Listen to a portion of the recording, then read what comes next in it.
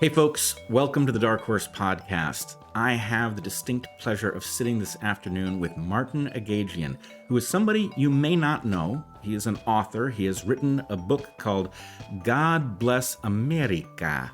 America spelled with a K, a book about your father's experience.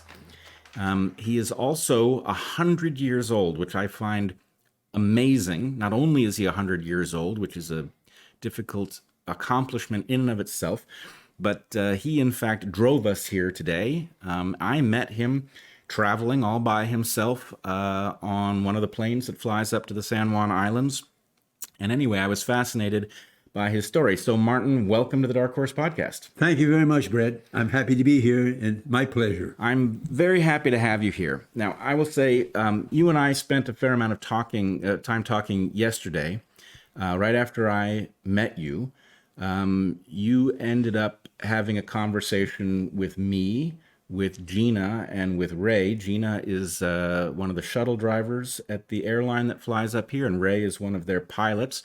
And anyway, we were engrossed in what you had to tell us about your life and about your experiences in World War II and your observations about this country of ours and about different generations. So my hope was to capture some of what you understand about the world so that our viewers could learn from it also.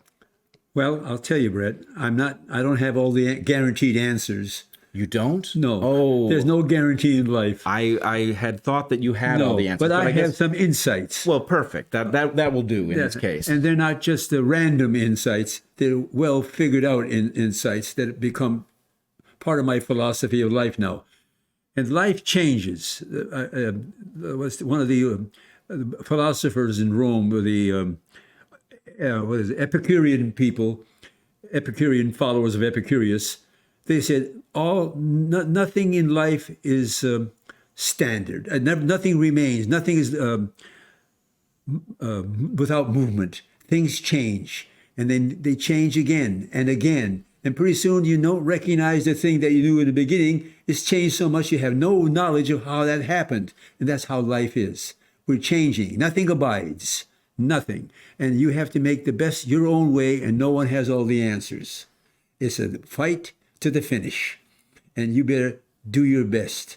And that's all I can tell you. Do your best and don't quit. Don't stop. Always think. If you lose, you make a mistake, consider that a benefit. When you lose, don't cry. Don't blame somebody else. Don't say you had the wrong mom, the wrong dad, or the school was not doing their job. You are responsible for yourself. So don't ever blame anyone else. Just say, I made a mistake. Hooray, I made a mistake. Let me correct that and not do it again. Well, I agree with you that each of these errors, as much as they have cost you, are also an opportunity to upgrade yourself. And if you look at these things in that way, it does fill your life with opportunity to get better. The Japanese call it Yamato Damashi. That means, basically, it's untranslatable, but it means Japanese spirit, the philosophy of Japan, whatever it is you want to call it. It's hard to translate. Like Volk in German means people, but means more than people. It's something deeper than just people. Anybody is a Volk. It's a certain type of people. Yes, it's the core of the society. Core, the very essence of being German. Yes. Not because you eat sausages and drink beer. That has nothing to do with it. It's deeper than that. It's historically deep. So Yamato Damashi to the Japanese mean, if you make a mistake, congratulate. You made a mistake, but don't do it again. Right. Making the same mistake twice, that's on you. Right. Now, among the things that I found very interesting when we spoke yesterday was you were keenly aware of the origin stories of the various people that you had interacted with over your life, what population they had come from, where they have immigrated from. In the case of, the Japanese, you seem to know something about the Japanese mindset and history. you were a B-17 pilot in World War II. I know you were fighting in Europe and not in the Pacific, but nonetheless, the Japanese were the enemy, and yet you are clearly enlightened in the sense of understanding that though you are temporarily at war with another population, it doesn't mean Yes. that population doesn't have something to teach you. Well, first of all, there's nothing new on this earth. No human adventure, no human thought, no human concept of anything, governments, types, philosophy. It's been hashed over, changed, rearranged, and come back to the original again. But that was so far, 1,000 years past, and the people who are present don't even know that ever happened. But they did the same thing in Egypt, in Jerusalem, in the Middle East, in Germany. Everything is a repeat. Only we don't live long enough to see that. You have to read it from the historian, the readings or the wall paintings or whatever is left available to draw. Like if someone found a Coca-Cola bottle 2,000 years from now, they'll say, they never heard of Coca-Cola, of course, 2,000 years. They say, oh, there's designs on that bottle. Must be a sacred bottle, on the altar of the. They can only go by what they see. Yeah. And it's only a Coca-Cola bottle. Yeah. I don't know if you remember this. I mentioned to you yesterday that that I'm an evolutionary biologist, and I've spent a lot of time thinking about why it is that human beings make art. It's a strange thing because art is not productive in the same way that farming or metallurgy is productive. But the hypothesis that I have advanced is that art is a way of conveying very deep things across space and across time. And in fact, the example that I use is the painting Guernica, Picasso's painting of the bombing of Guernica, which was apparently terrifying and devastating. And he conveys the insane destruction of this event in history so that people generations later are able to intuit what you said to me yesterday about the hellish nature of war. So in any case, I guess our philosophies meet there. Well, you see, Bret, when you go today, if there's a stadium, say Oakland Stadium, where they play football and baseball, if you pay, say, $5 or $10 a ticket to go and see gladiators kill each other, would you today? No. No. Would they first have that at all? They wouldn't have it at all, would they? They wouldn't hold it. It's coming back, I think. No, but violence, maybe physical things, but not actually killing you right there on the with a weapon. Right. So in those days, it's like going to the football game. You see, they're still going to a game. They're still sitting in the bleachers. They're still cheering for the guy they want to win, and they're still, and the outcome is either death or at least leniency. It's the same. Yeah. It's the people sitting in the audience aren't going to say, "Oh, that's not nice. Don't do that." Well, I mean, if you look at, let's say, professional football, for example, these people are now so highly paid, but to put their health in severe jeopardy, the toll it takes to be an elite football player is actually very severe. And while they don't typically die on the field, it's not so different from having people in a stadium fighting for their lives. It is, No, those gladiators, it's a profession. They know they're going to get killed or come out alive. Yeah. In fact, the emperor might say, or okay, you should fight another battle. It's all the mindset. And the people who sit in those coliseums with the front row seats or the way back in the back, the peasants, these people come there, they're not thinking of death. Their lives are miserable anyways. They come in there. Mm-hmm. They're people who are starving and hungry, and the elite seats are someplace else. But these people, life outside, in fact, most of these gladiators are gaining their freedom that way, to be an ordinary citizen. Mm-hmm. And so it's just the way things are. And you don't, like my mom, we had a neighbor next door, no, 2 homes down in Detroit, and Harry Van was his name, and she didn't want me to go into their home. I said, why, Mom? I was about 10, 11 years old. She said, I don't like that family, Martin, but Harry can come here at our home, but you can't go to their home.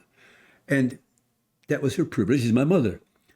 She didn't want me to associate with people that I would see things that were not the same in my home. And I could be misled or be thinking something different. And my mom's and dad would be negating, in other words, in a sense, and I would go their way maybe. So you see, everything has its off to keep things in focus. And there's nothing wrong with saying our family is different, and I don't want you going there with there because all our effort is on you. Yep. And so that's how everything goes. The world repeats itself over again. You can go, if I can take you back to the time of the Pharaoh. So what did they do with the Pharaoh when he died?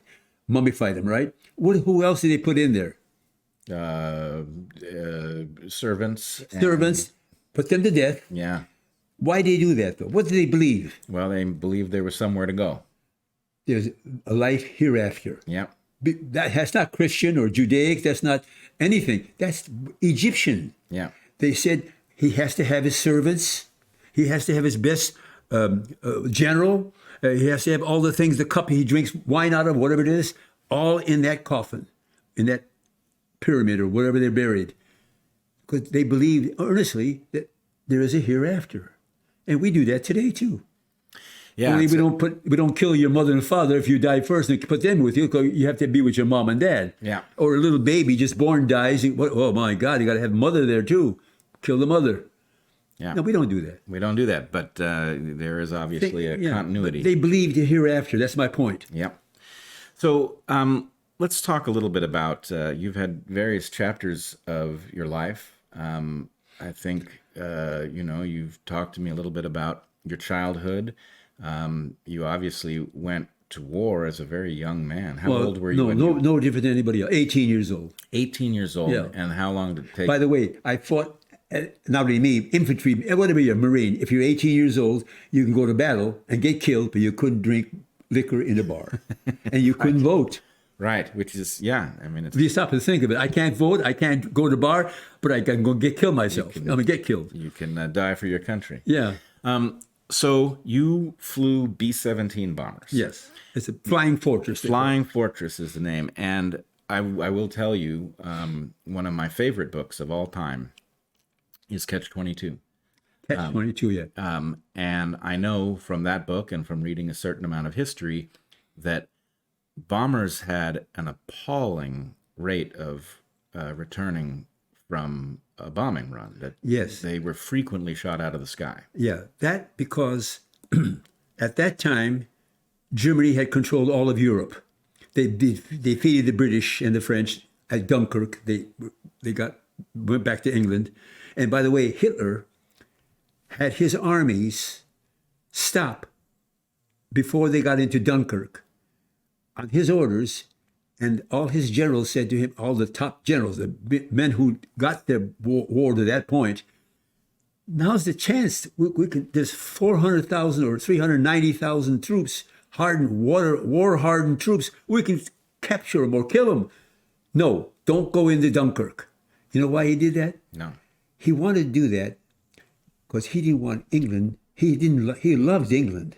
Hitler didn't want England in Hitler's mind. England could have the rest of the world. He wanted Europe and the breadbasket, Ukraine. And he didn't want to defeat England. English was a Germanic race. The language is part Latin, but basically it's a Germanic race. Dutch. In fact, in Frisia, that's part of Holland.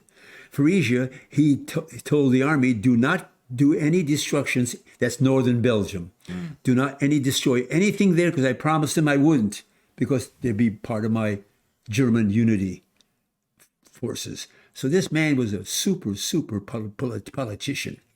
Hitler, forget his evilness. Put that aside. Just temporarily. Yeah. This man could bamboozle anybody except Churchill. Churchill knew this man because Churchill is the same type of a man. He is one that can negotiate and figure out angles for good purpose, but also for England's purpose. Yep. And Hitler was more overt. you knew, and he wrote it in Mein Kampf what he's going to do to the letter. No one read the damn book. I read it 4 times. It's all in there. Yeah. Mein Kampf. Exactly what he's going to do. Exactly.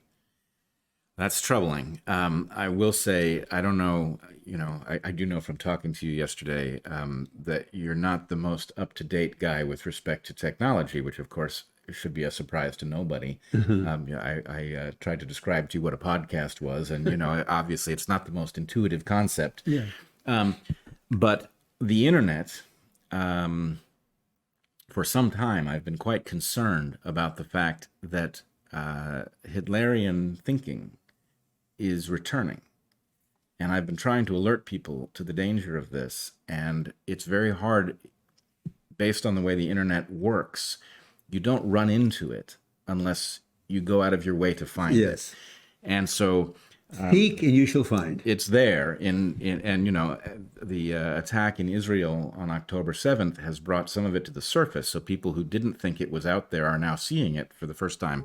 This episode is sponsored by Biome, maker of Knobs, N-O-B-S. Knobs is a new kind of dentifrice.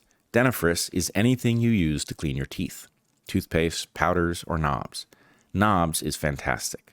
Biome, that's Biome without the E on the end, is focused on effectiveness, transparency, and safety, and Knobs is a truly fantastic product.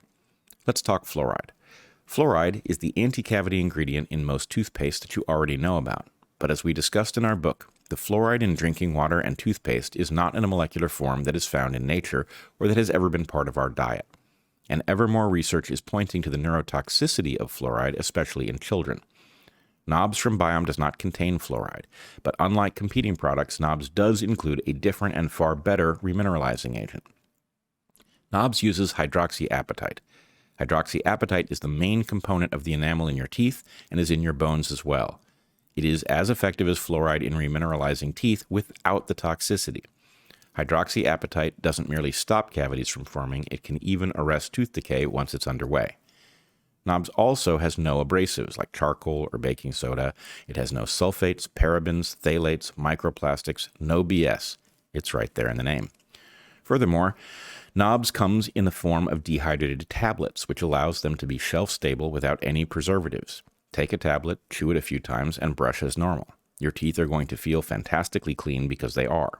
Also, unlike toothpaste, TSA has no interest in Knobs because they're tablets. So if you're flying with Knobs, you don't risk losing your dentifrice to security. So check out Knobs at www.betterbiome.com/darkhorse.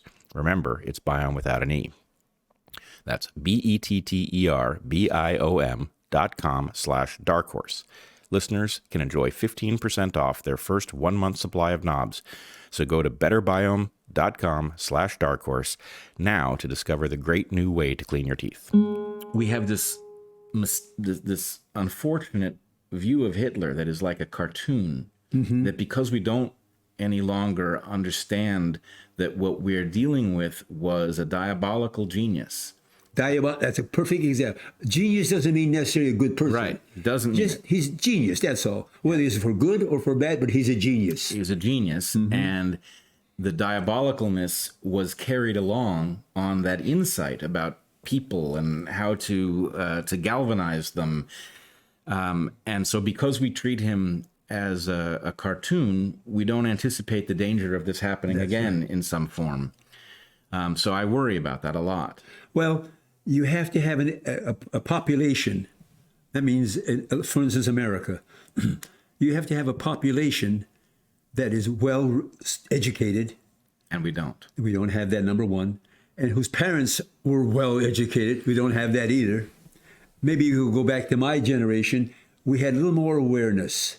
Can you imagine if today I was kindergarten or elementary school, in my time when I went to school, fifth, sixth, up to 8th grade, K to 8, the worst offense I as a student could cause was, you know what? Chewing gum in school. Wow. Chewing gum.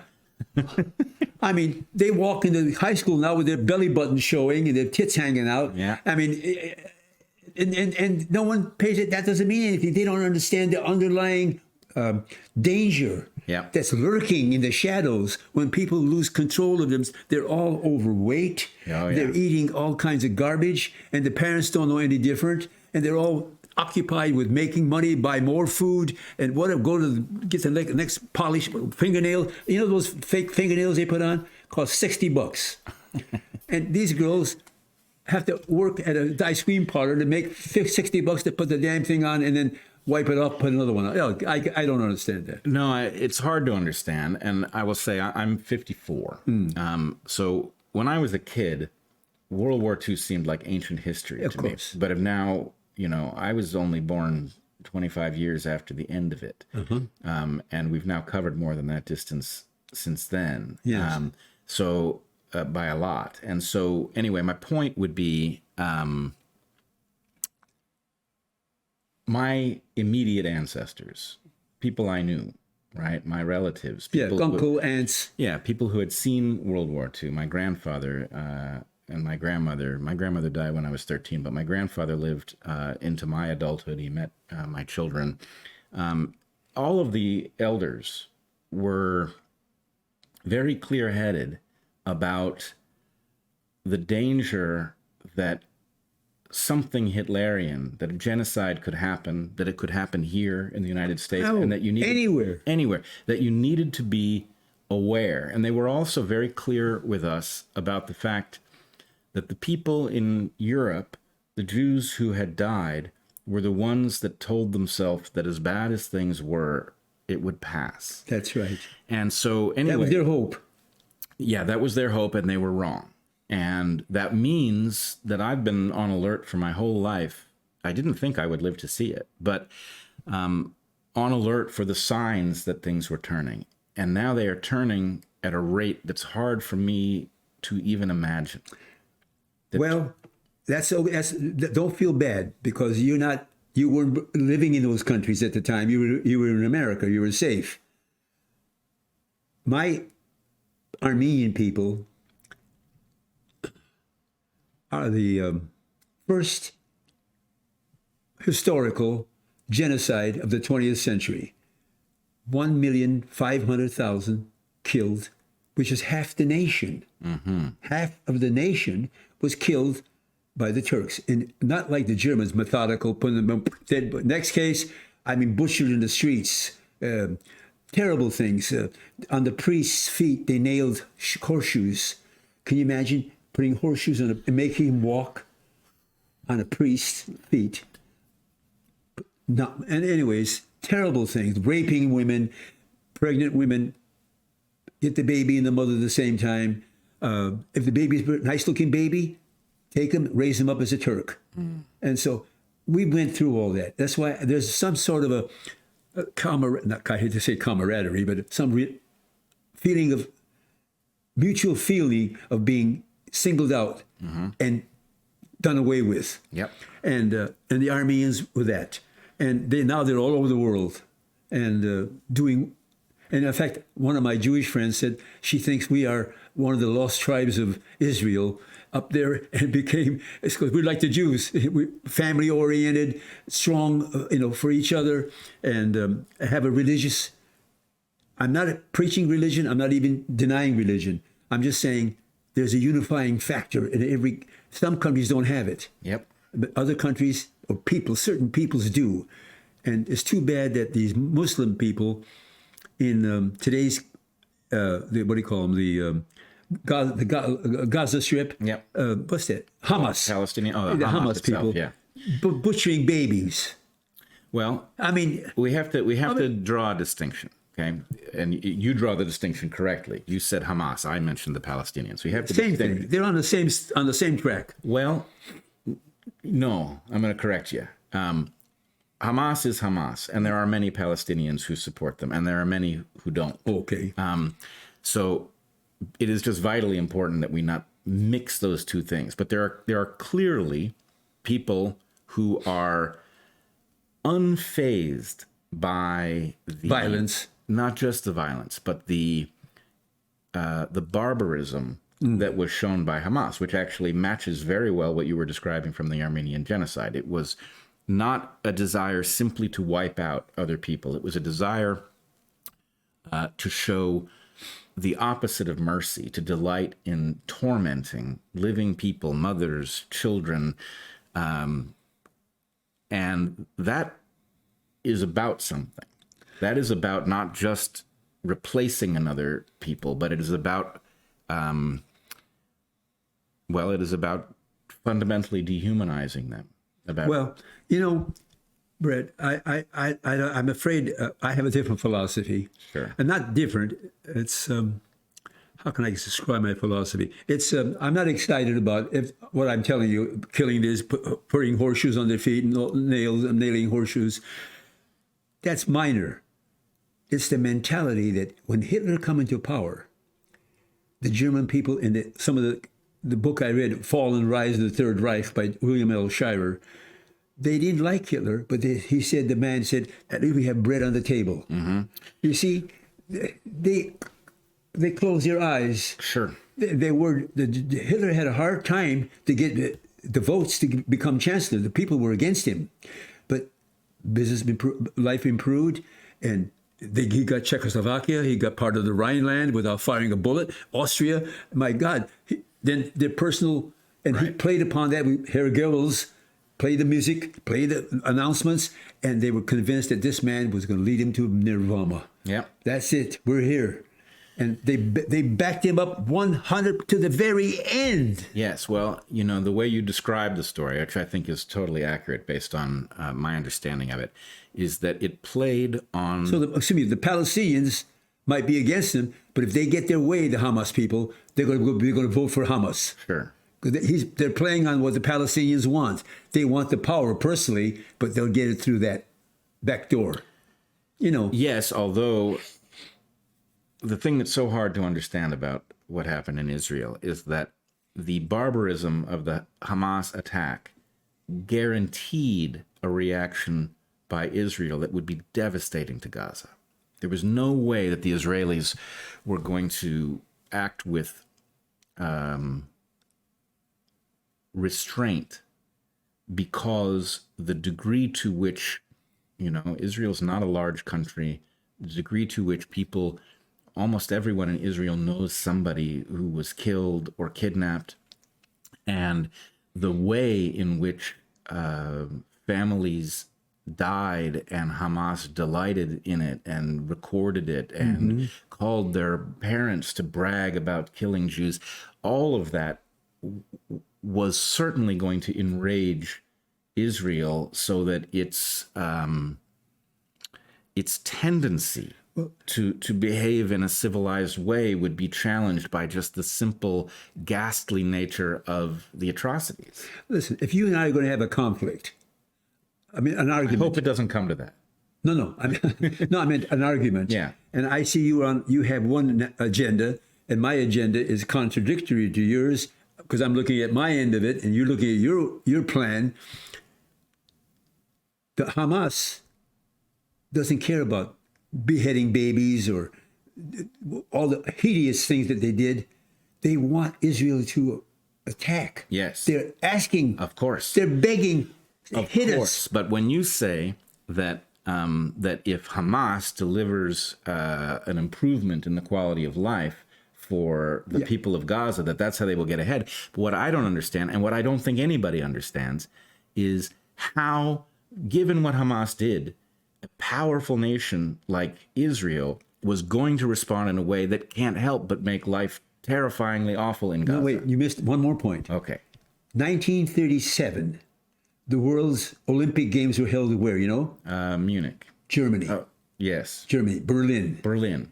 Wait, I'm sorry. Munich is a whole Hitler different was in power then. He was the chancellor of Germany.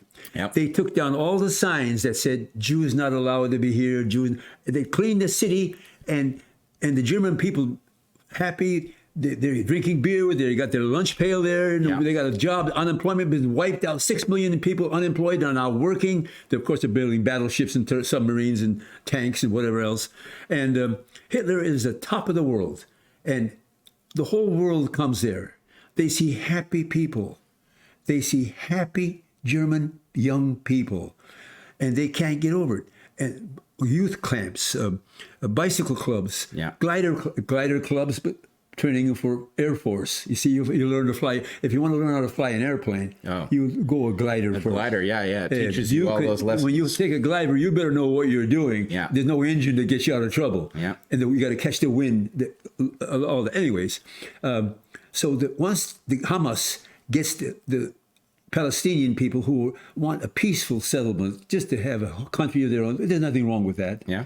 And Israel wants ancient history of Israel all their history is written in that one little area of Israel, but it is now Israel, Jerusalem, Nazareth, all that area. Yeah. And if the Hamas can do it and get away with it a little bit, and then defeat Israel somehow, they'll go with Hamas. They have to improve their lives first, and Hamas doesn't want that. He wants Israel to strike. Yes. And I'll tell you, I wouldn't want to be a head of the army in Israel to make certain, or the prime minister Netanyahu, if I could make that kind of a decision, because you have to be very brave, and not only brave, confident. Confident is a better word. That you fight, you're going to win. And Netanyahu made an interview with radio commentator, television, Sean Hannity. He said, we have to go. We can't afford to lose. We have to become victorious, period. There's no such thing, halfway measure. If you do little halfway measure, that's Chamberlain giving them the Rhineland. That's Chamberlain giving them Czechoslovakia. And Czechoslovakia was guaranteed by France and England that they would come to their aid if they're attacked by anybody, not Germany, anybody. And they never did. They gave Czechoslovakia, to Germany, gave it to Hitler. He took Austria. That was easy. That is, there were most Germans there. Yeah. So you see, Hitler had his mind made up. That's 1, 2, 3. Then Danzig. That didn't do it. That the war started. And too bad Stalin didn't read Mein Kampf. Had he read Mein Kampf, or had any American anybody had read Mein Kampf? No, even the Germans didn't read it. Yeah. He told you exactly, to the letter, what he's going to do to get power. In 1937, when all the Americans, the world came to the Berlin for the Olympics, they saw a happy, not a phony, real happy people. Right. He had provided growth. No unemployment, nice clubs join, freedom to go abroad, do whatever you want. The people knew this man was their destiny. Yeah. And by the way, Hitler could not happen in any other country but Germany. It would never happen in America. Yeah, you get something else. Something else will be, but not that way. Yeah. Ours might be sink down in the gutter. Then we have gutter rats running the country. Oh, I think we do. Yeah. Gutter rats running the country. Gutter rats is what we got. Yeah. So I want to go back to a couple points. Just clean them up before Am I crowding you out too much? No. Okay, I'm doing all right. You're doing great. You hear that, folks? Yeah. So I wanted to return to a few things here. One, I must tell you, I am stuck in a bind with respect to what's taking place in Israel, because I have nothing but compassion for these Israeli people. Oh, and I can't help it. Can't help it. Well, and you don't have to be Jewish. Right. Anybody. What common sense. Right.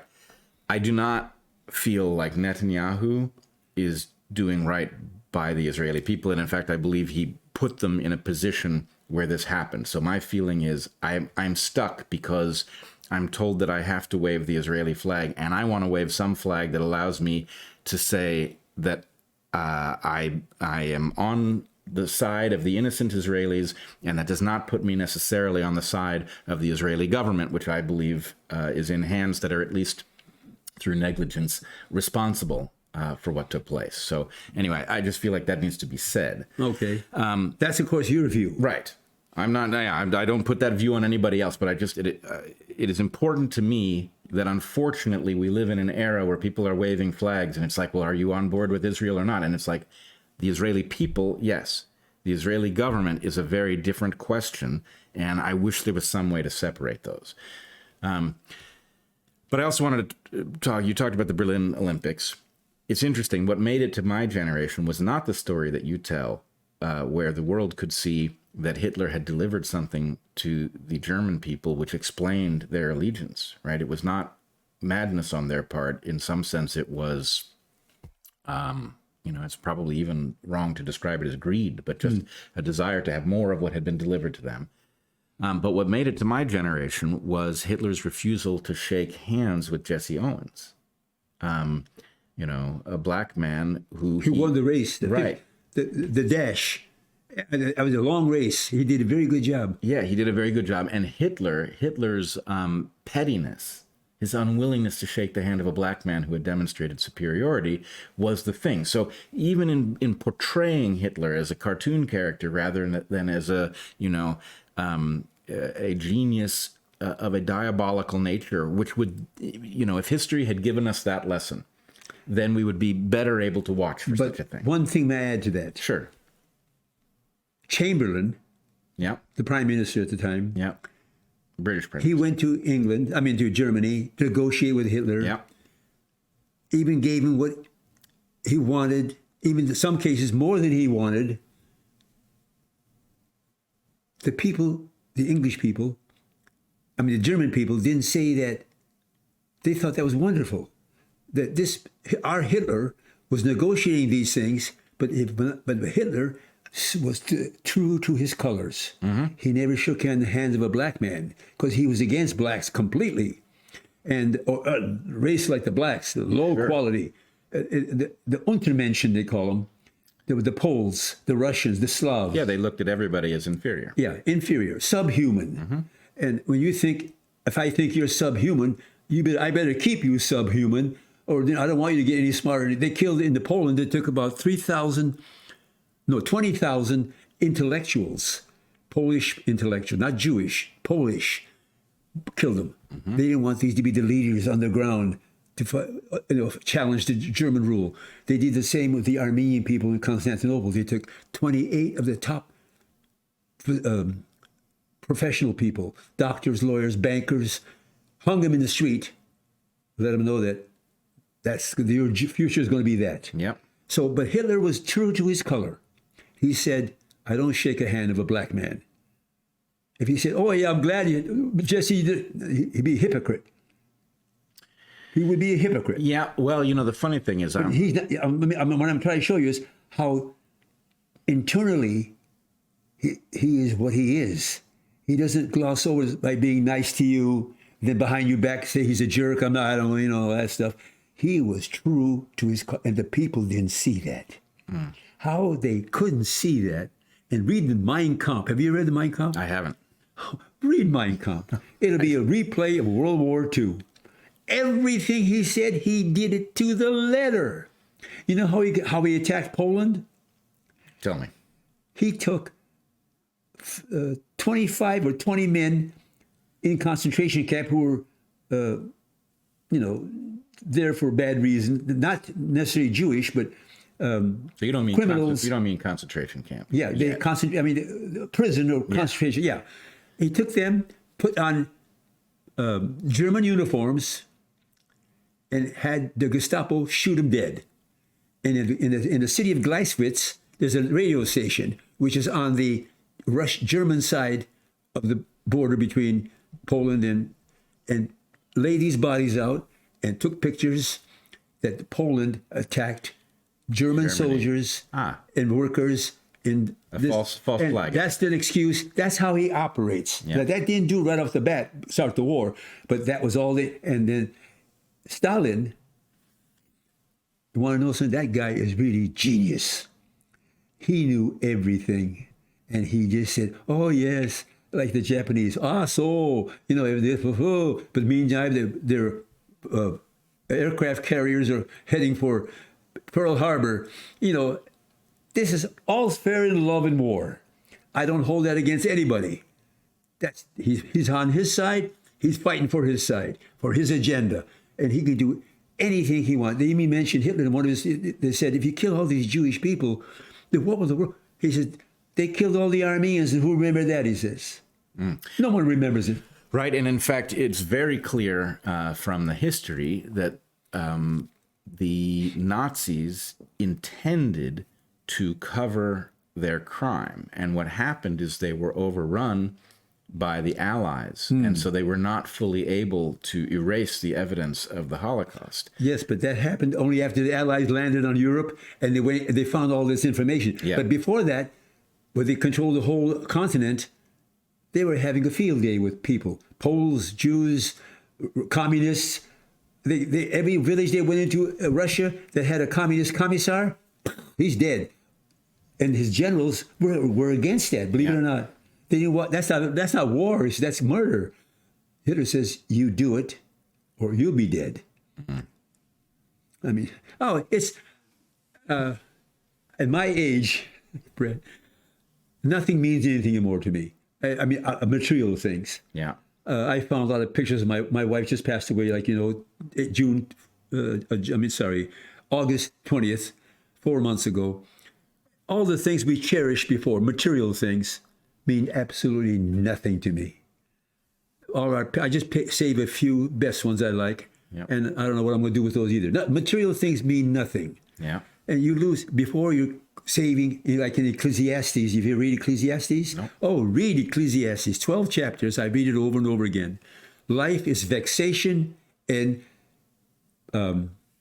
what's the word when you think of yourself only? Let's see. It's vanity. Vanity there. Vanity. It says at every paragraph, life is vexation and vanity.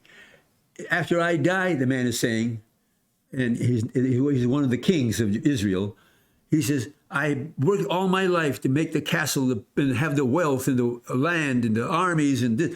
I die and the next person wastes it all. What?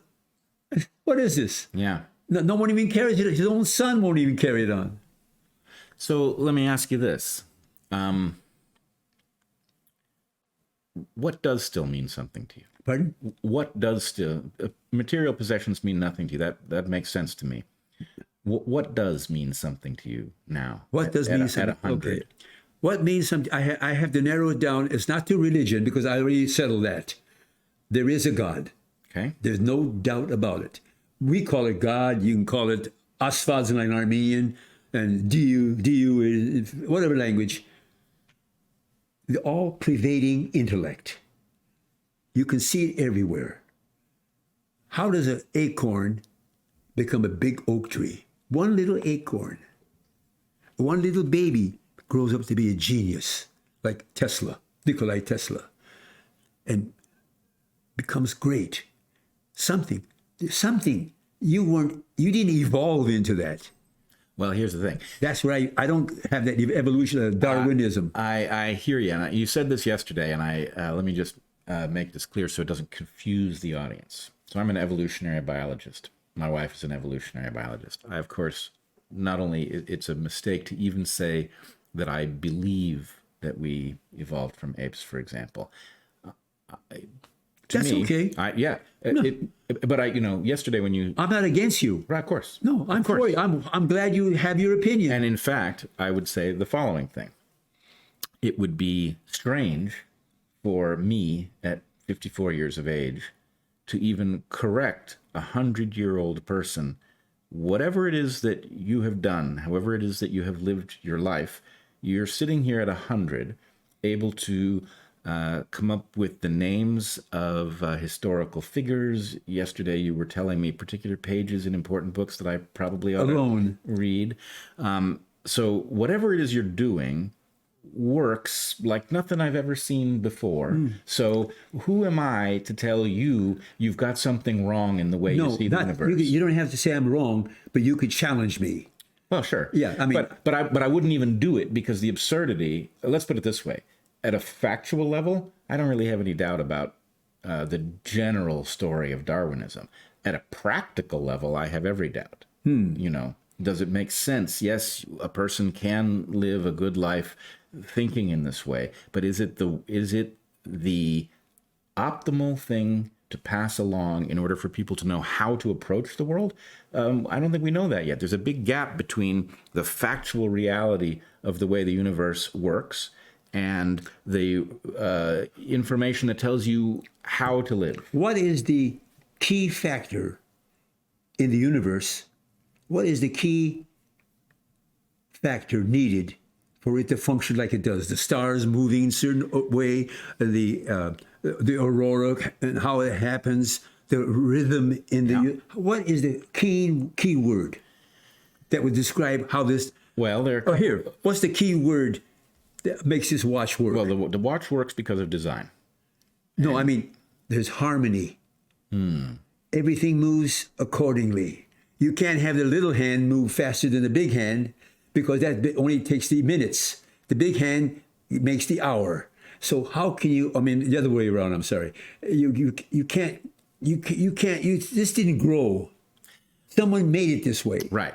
Now, that is a very famous argument about whether or not the appearance of design, if one were to find a squirrel, the squirrel has the same kind of orderliness that a watch does. And so this is a very old argument about nothing new. The people who believe in Almighty God, right, call it whatever you want, they know that this didn't happen. It has to be. And I would put it to you a different way. And again, my thought was not to offer a challenge to you on this front at all, because I don't know what the purpose of doing so would be.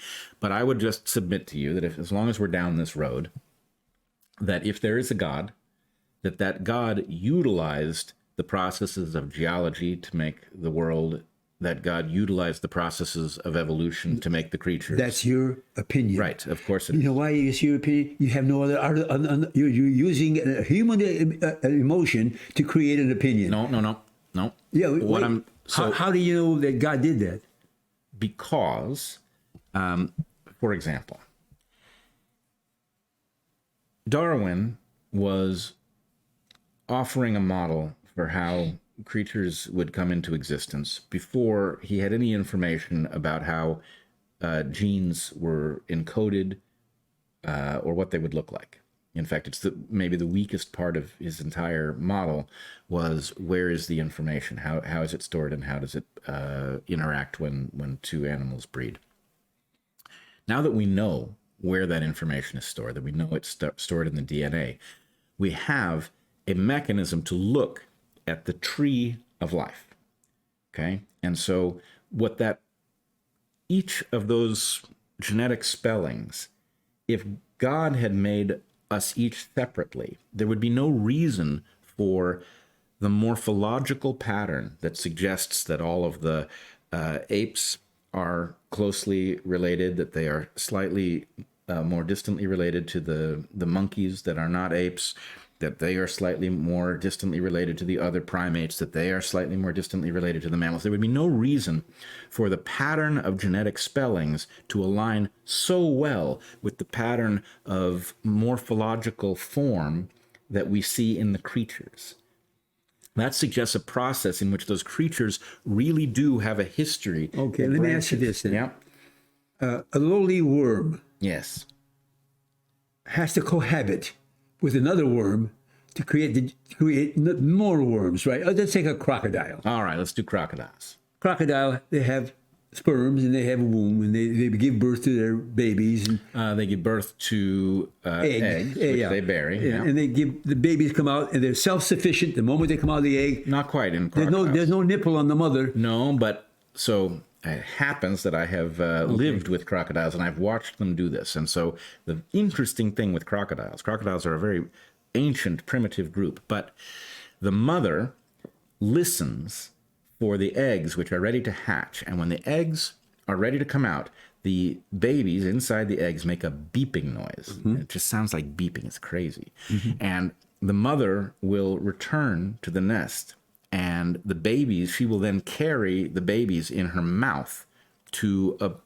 hidden place on the side of the water, or something under a tree, and the babies will all exist there. They hatch, they're swimming, and she is effectively protecting them because they're pretty helpless when they're small. That's all built into the genes. Yes, 100%. 100% built in. If that wasn't the case, you'd have no crocodiles. Right. You'd have nothing. Right. The world would be nothing but trees. Yeah. Even the trees do this. They have that same. In fact, human beings are one of two groups in which there is substantial evolutionary information that is not in the genes. birds and mammals. That's the two places where this happens in significant amounts. And it happens because parents and offspring spend time together. Crocodiles are an exception. They do that, but there's nothing behaviorally transmitted as far as we know.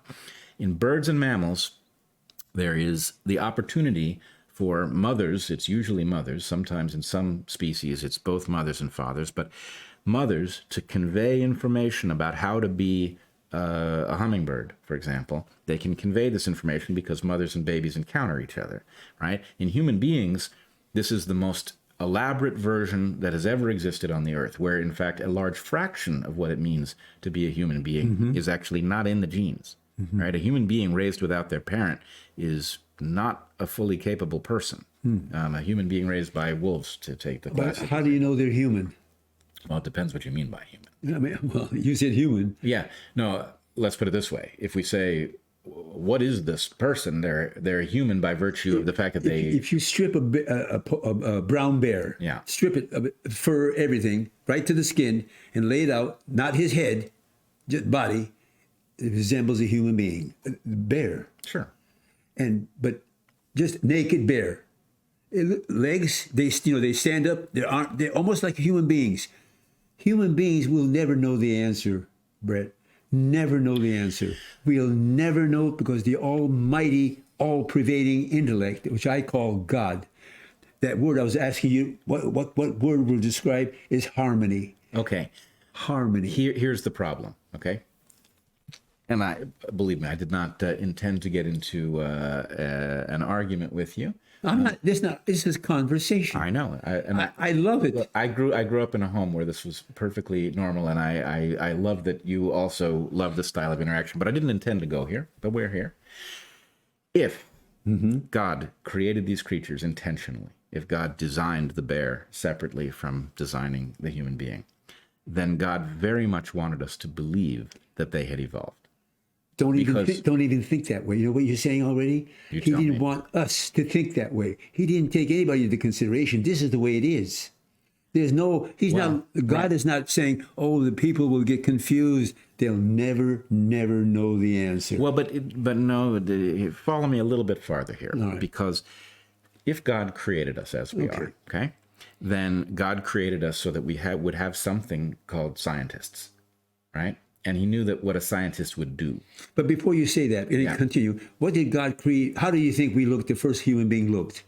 Well, it depends. Just your opinion. I don't know myself. Depends what you mean by the first human being. It depends what you mean by the first. Like we are today. You got fingernails. Yeah. I got the same fingernails. Well, but we can go back. We can go back to the first modern human, which would be a couple 100,000 years ago, or we can go back to our ancestors, which were already on our branch of the tree, but we're not fully modern. So we could go back, to Homo erectus, for example. We go back even further to Australopithecines. We don't have all of the fossils, but we have enough fossils to be able to piece together how we got here. Creatures that no longer exist, right? They were outcompeted by their descendants. And in any case, what I would say to you is nobody can rule out the possibility that a God put us here with a purpose. But I would submit to you one of two things. No, for a purpose, no. God just created. And this is my, what do you call it? My way of looking at it. I don't know for sure. Sure. None of us know. We'll never know. Right. He didn't do that. All he did was create a place where people or animals, or what do you want to call us, could breathe the air that sustain us. Yep. Some could breathe under the water, and they were fish. They have to breathe the air that's in the water, the oxygen. I mean, and so without that oxygen, they'll suffocate. Sure. And if they don't, okay. And some laid eggs, and some gave live birth, and some had to have a sperm in a egg to fertilize. You can go on forever. All we're going to do is take our human experiences and interpret that our way. That's all we have to go by. Right. We don't have. Now, suppose a million years from now, they found a Coca-Cola bottle. Yeah, you already. I told you that, didn't I? Yeah. And they'd say, "Oh, what is this? Coca-Cola." I mean, what language? They don't know what that means. like the Rosetta Stone. Sure. They interpreted that. They found out a clue. Napoleon, one of his scientists, found that. And anyways, they would concoct a story that this is one of this temple's most valuable piece of ordnance on the altar. They sacrificed they filled it with blood, and you had to drink it. You know, who knows what they would make out of it? They make a nonsense. All in their own concept. Sure. Of their own experiences. Right, but the thing about science is that science allows us to take our expectations and discover that they're wrong. That's the one superior thing about it, is that you can have a belief about what something is, and if you do the science correctly, it will actually tell you it's not true.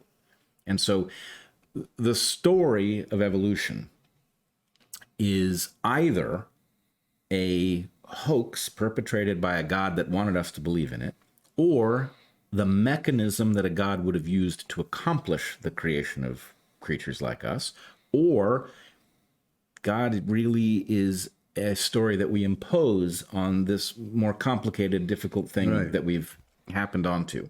God's an easy answer. Not an easy answer. Yes, it is. He can do anything. Yeah, but look, I've been fighting a battle for a long time with my colleagues in evolutionary biology. My colleagues tend to view religion as a phony story. A phony story? Yeah. I mean, the way it's laid out now, you mean? No, in fact... you mean there is no God, a living God? Not only do they believe there is no God, but they believe that people who believe in a God are effectively fools. Okay. And I try to explain to them that these belief structures that we call religions can't possibly be a mistake, which doesn't make them literally accurate. But those are the stories that allowed human beings to accomplish the things that they accomplished. Who was the god of the Greeks, the ancient Greeks? Well, Zeus would be the top. Zeus. Yeah. He was the top man. Yeah. He was the god. Yeah. Do I have it right? Is it Zeus or Jupiter for the Greeks? No, it's Zeus. Yeah. And Jupiter was a second in charge, and then the third, and then he had actually saints. Well, so what you're describing... The Greeks had Jesus. The Jews had against Jesus. A lot of Jews were for Jesus. So Jesus became the Son of God. Jesus became Jupiter. And the Greeks and all the other gods, saints, with lesser power. But so you see, mankind is hard to... But you're telling the same story that I'm telling in a different way. I'm giving you conjecture. I don't know myself even. Well, none of us do. I mean, I'm saying, Martin, is this what you think? Yes, I'm trying to analyze it, and I'm open for. I believe it, but I don't believe it. Yeah, but the marvelous thing is, Martin, you're 100 years old. Yeah. Whatever mechanism you have used to navigate your life has worked really well. Well, I mean, I'm sure you got lucky. I mean, obviously, you're a B17 pilot. I don't believe in luck.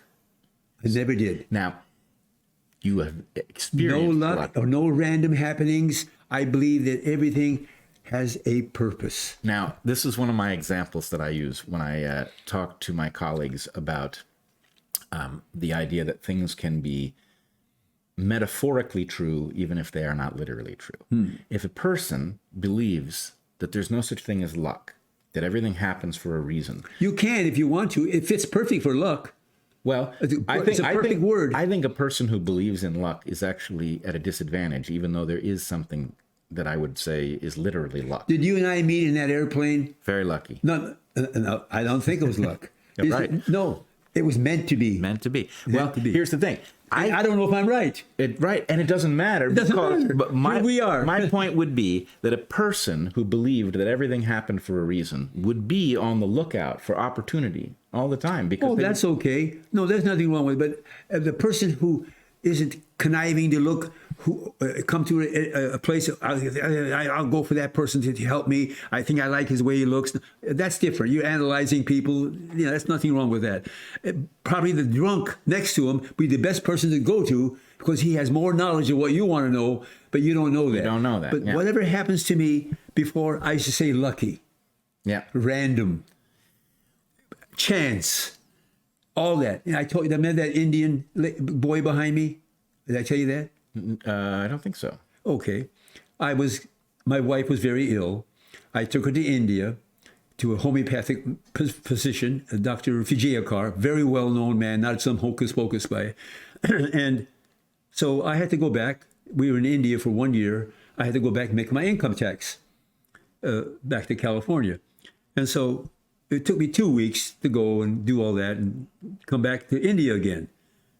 Well, I never knew on my visa, in a little tiny paragraph, in tiny letter, you'd have to have a magnifying glass, honest to God. I see, honest to God. Have to have a magnifying glass to see what that, you couldn't come back to India again unless you stayed overseas 6 weeks. If you're going out of the country, you can come back 6 weeks later. So when I was to go back, I get to the airport. He says, "You can't go back." I said, "Why? I got the visa." "No, you have to be there 6 weeks. You only been there 2 weeks." I said, "I know," he says. "I can hardly read that. I just know it by experience."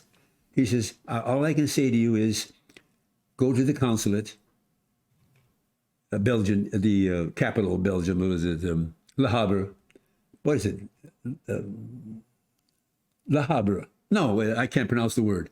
Le Havre, Belgium. That's where the United Nations headquarters is. Go to the consulate and tell them your wife is ill, that she's under care." I said, "Oh yeah, take the commuter train, get there, and they'll help you." I did all he said. Got to the consulate, and the guy was a typical low bureaucrat who thought he was the king. "Sorry." I said, "Please." And my nature is, I say please because I like to say please, but I like to take that son of a bitch and beat his brains out. He says, "I'm sorry, but you can't go." It was haughty, like he has control. Yeah. A small bureaucrat who's got an American under his... Petty tyrant. Petty, yeah. Yeah. And the other Indians in line behind me, and they've been there for 2 days, 3 days, trying to get through also. And I said, "Let me use your phone, please. We don't allow anyone to use the consulate phone."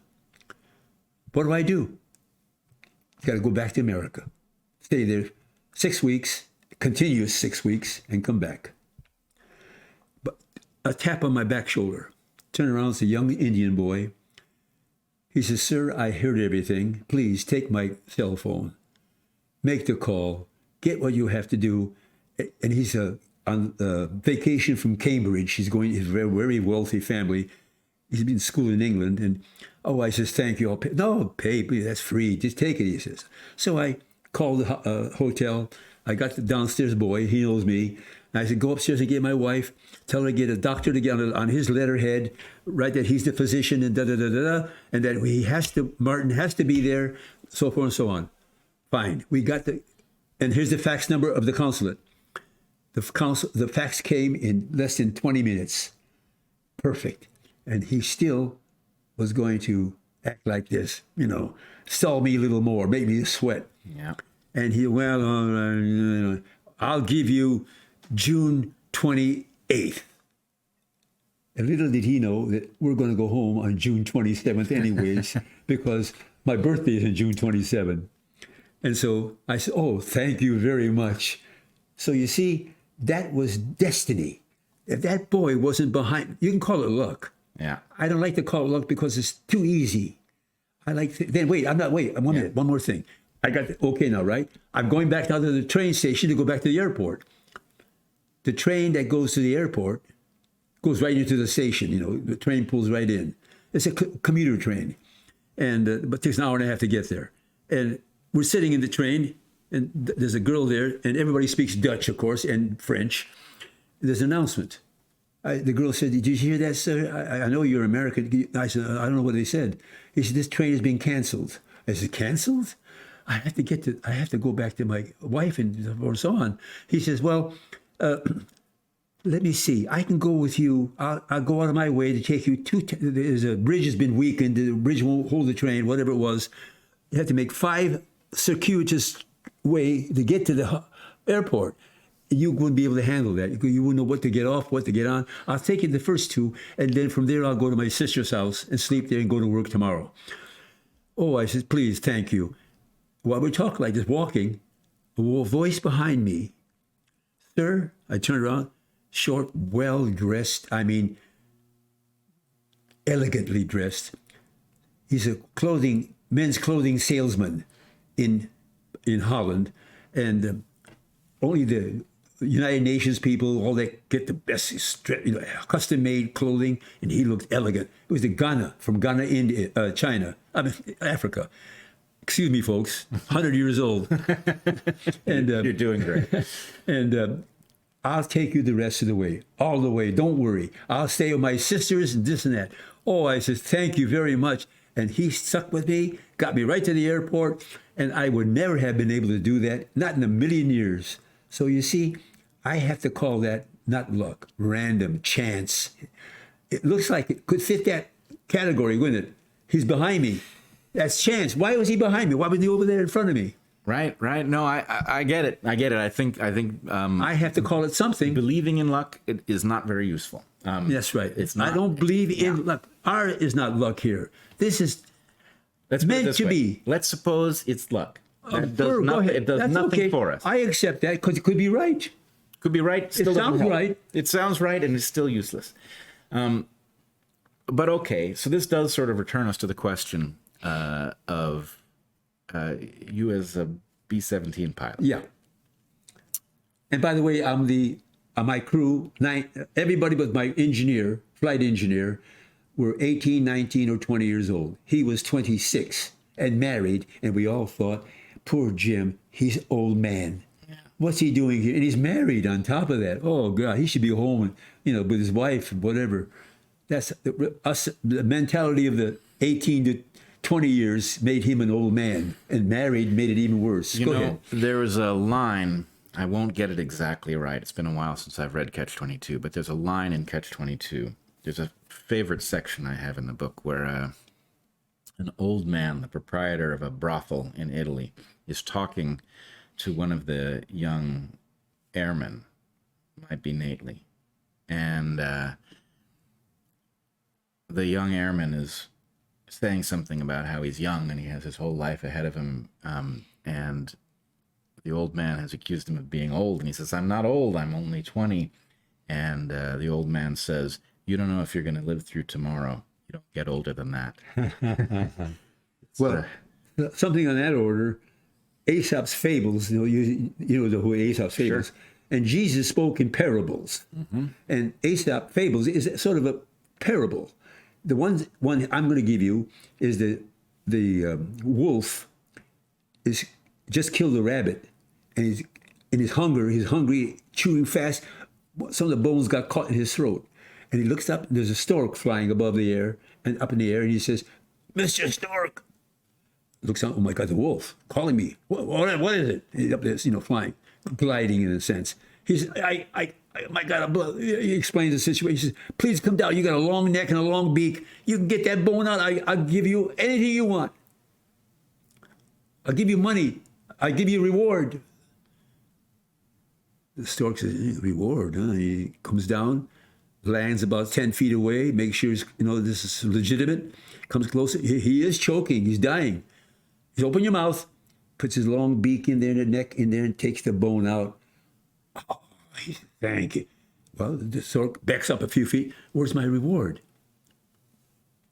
The wolf narrows his eyes and says, you got your reward. You go back and tell the rest of the storks you put your neck down my throat and pick it up in one piece. That's your reward. You want a reward? Yeah. That's your reward. So right. Don't overdo something. Be thankful for what happened. Yeah. See, well, there is something, and I do think this is one of the things that our culture has lost track of. There's very little gratitude for what we have. And in fact, it's part of why we are now putting our civilization in jeopardy, because we don't realize how much worse it can be, right? People who are obsessed with small problems, or in some cases problems that are actually fictional, are putting the entire civilization in jeopardy of collapsing by causing us to obsess over these little things. And it's very, I think if you've traveled, if you've seen war, you know how bad things can be. And so you tend not to want to take a system that works and wreck it in the hope that something better will emerge in its place. But I don't know, young people have it too easy to even know how bad it can be. Don't forget changes in the past where you had to travel. Abraham Lincoln, 9 miles to walk just to go to church or to school. And now things happen like that. Yep. I mean, imagine Washington coming here and saying, I want to go to Philadelphia. It takes 4 days, sir. You can fly from Washington. You can take a car and get there in 15, 20 minutes. My God.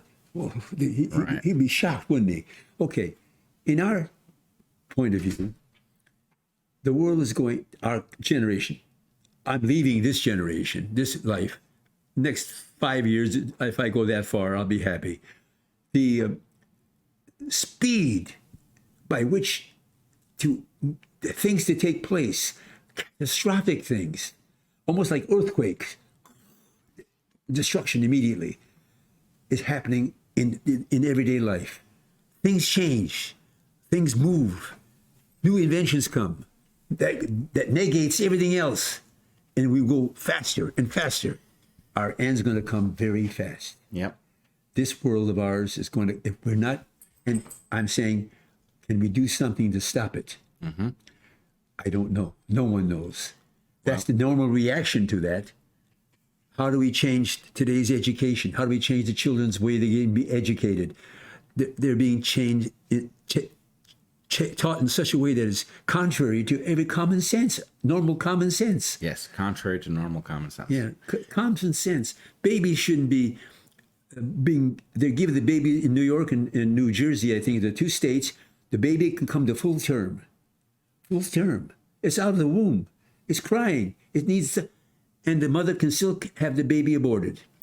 That's a law. Yeah, I can't speak to what the law is, but I will say that the tolerance for abortion right up until till beyond viability, up to the moment of birth, is obviously a hazard to our most fundamental values, and yet people treat it as if it's an obvious right. The best thing I can answer that is that the young generation is worried about pigeons and squirrels and squirrels being exterminated and lose their identity, and the animals are disappearing, and lots of the polar bears that won't be coming in the next 10 years, and yet they take a baby and kill it. Now, isn't that a contradiction? That's worse than being an atheist. That's an atheist at least says there might be a God. I don't know. Well, I will say I see a lot of these issues changing. People's perspective is changing, and there is a lot more consciousness now than there was 20 years I agree ago. with you. That's good. That's a healthy sign. It is a healthy sign, and I hope that people become more aware. I want to make sure that we talk about a certain number of things. I want to talk about what it was like to be a pilot in World War II, especially a bomber pilot. When you're pilot. a pilot and you're 18 years old, I mean, almost 19, I mean, put it that way. I was 19. I graduated, I was 19 from Marfa, Texas. Only a young kid. Yep. And everybody else is like me, all young kids. Out of the 500 in the class that I was in, class 44B, only 100 made it to the final advanced training. 100 made it to graduation. Get their wings and their commissions. Okay. And at the advanced training, only 1 or 2 would be eliminated. And not because they were incompetent, they couldn't give them more time. The government said, you must graduate this much people. We need wars going on. Yep. And good guys got kicked out, but they were good and they needed a little more time. Yep. And our lessons, our ground school had to be 90% or better. You couldn't get 89%, 90%. You might fail in that. Your physical exercise had to be, if you fainted, you better get off the ground, buddy. And they had 3 instructors in Arizona, each doing 15 minutes apiece. They didn't have to worry about fainting in the sun, Anyways, and you're flying you had to learn how to be solo in 4.5 hours. What does that mean? That means first day, 1 hour and a half. Second day, Hour and a half of what? hour and a half in the air. Okay, so you're flying a trainer. They're sitting, it's a open cockpit. Yeah. You're in the front and instructors in the back. Okay. And there's a rear view mirror up here. So somebody takes you up, an instructor takes you up, and you get 4 hours to Not one time, 4 days. over 4 days. You have to, in that, Fourth day, you have to solo. you have to solo. Yeah. You have to know everything there is to know. He won't let you go up. He just say, I'm sorry, I can't pass you. And we go back to, and your whole world collapses. Okay. So you graduate. You've soloed. I did what I was supposed to do. Yep. And they Not everybody. 100 of us did that. okay, and then they shipped you off. Pardon? They shipped you off to Europe. No. that point. You're graduated with the wings Yep. and a second lieutenant commission. And they even flew in tailors from Kansas City, 5 tailors, to take our measurements so our uniforms would be officers, All right. tight fit, nice, everything normal. And we felt superior, Yep. So far, it sounds like a good deal. But then I know they shipped you off to Europe, Yeah. and you had to actually fight. Then you go to another transition to learn how to fly the plane that you're going to fly. The bomber. The B-17, in my case. And I wanted to be a fighter pilot, but my mom and dad thought they're in their own ways. Martin, please go in a ship with there's other people in it to help you, and you help them. You're safer. They Now, thought, you tell me, bomber duty was more dangerous. Oh yeah, Right. But my folks figured Didn't more know, people yeah. in the plane instead all by yourself. Right. It sounds better. They but didn't have the confidence that I had. yeah. Their parents, only child. Don't forget. Got it. And Oh, that's it's right. bad enough to have 10 kids and one send died. one off, but- In an Armenian home, the sun rises and sets on that child. Everything is centered on that child, and I was a good child. I'm not saying that. I believe you. I was a good child. I never. By say good, I didn't say, "Ma, I want that bicycle." I never did that. You can't have it, Martin. We can't afford it. Okay, Mom. That's it. I know they love me. That's all I cared. Yep. They said, no, that doesn't mean they don't love me. They don't have the money. Right. Okay, I understand. All right. So you trained on the B-17. With my crew. Yeah. So you trained together with your Oh, crew. yeah. Now I got a crew. We met for the first time. You're meeting your brothers together. Yeah. First time. You are family now on that ship. Did you know at the point you were training on the B-17, did you know how dangerous bomber duty was? I didn't care. No one cared. The more dangerous, the better. That's my personality. Okay. I like to. You like to do it. All I right. just love the challenge. Okay. And I'm not the only one. They're Yeah. all like that. Okay. So, hey, what can you tell me about what it was like to train on this plane before you? What did you think of the B-17?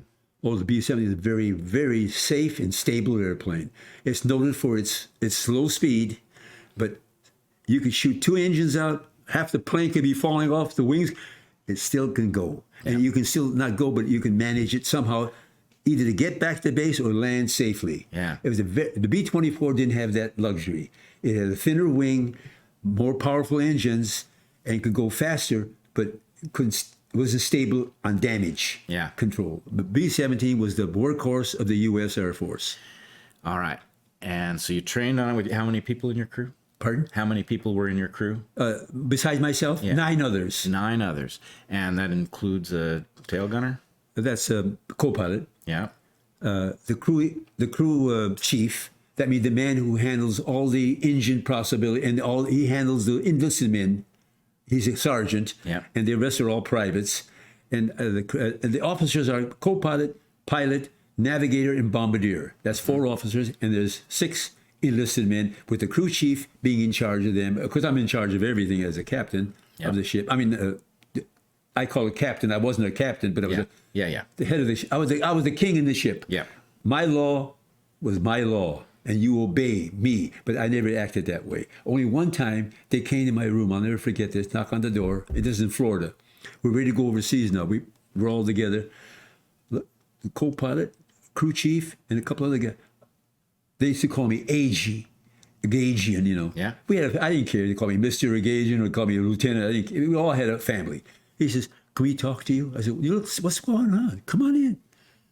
What is it? The problem was I don't go out with the boys and get drunk. All the other pilots go out and they do that. They with the crew, but you don't even go out with the, they're crying. Is that the problem? I said. Oh my! I said, you have a right to change if you don't have it. If you have in the Air Force, if you don't have confidence in the pilot, you can ask to be sent to another crew. Yeah. If you think he's not a good pilot, No, it's not that. You got to get drunk. Oh, that's easy. Let's go on and get drunk. I got plastered, and they brought me back, holding me like this. I couldn't even salute the guard at the door, at the gate. So from then on. Smooth sailing. Smooth sailing. All right. So they shipped you out. Where did you go? We went to a place called Mendlesham. It's a small village on the East Anglia. That part of England, if you say it like a thumb, like Michigan. Yeah. Like a glove. Mm-hmm. Okay. We're right about there. Right about there. And right about in Ann Arbor. Yeah.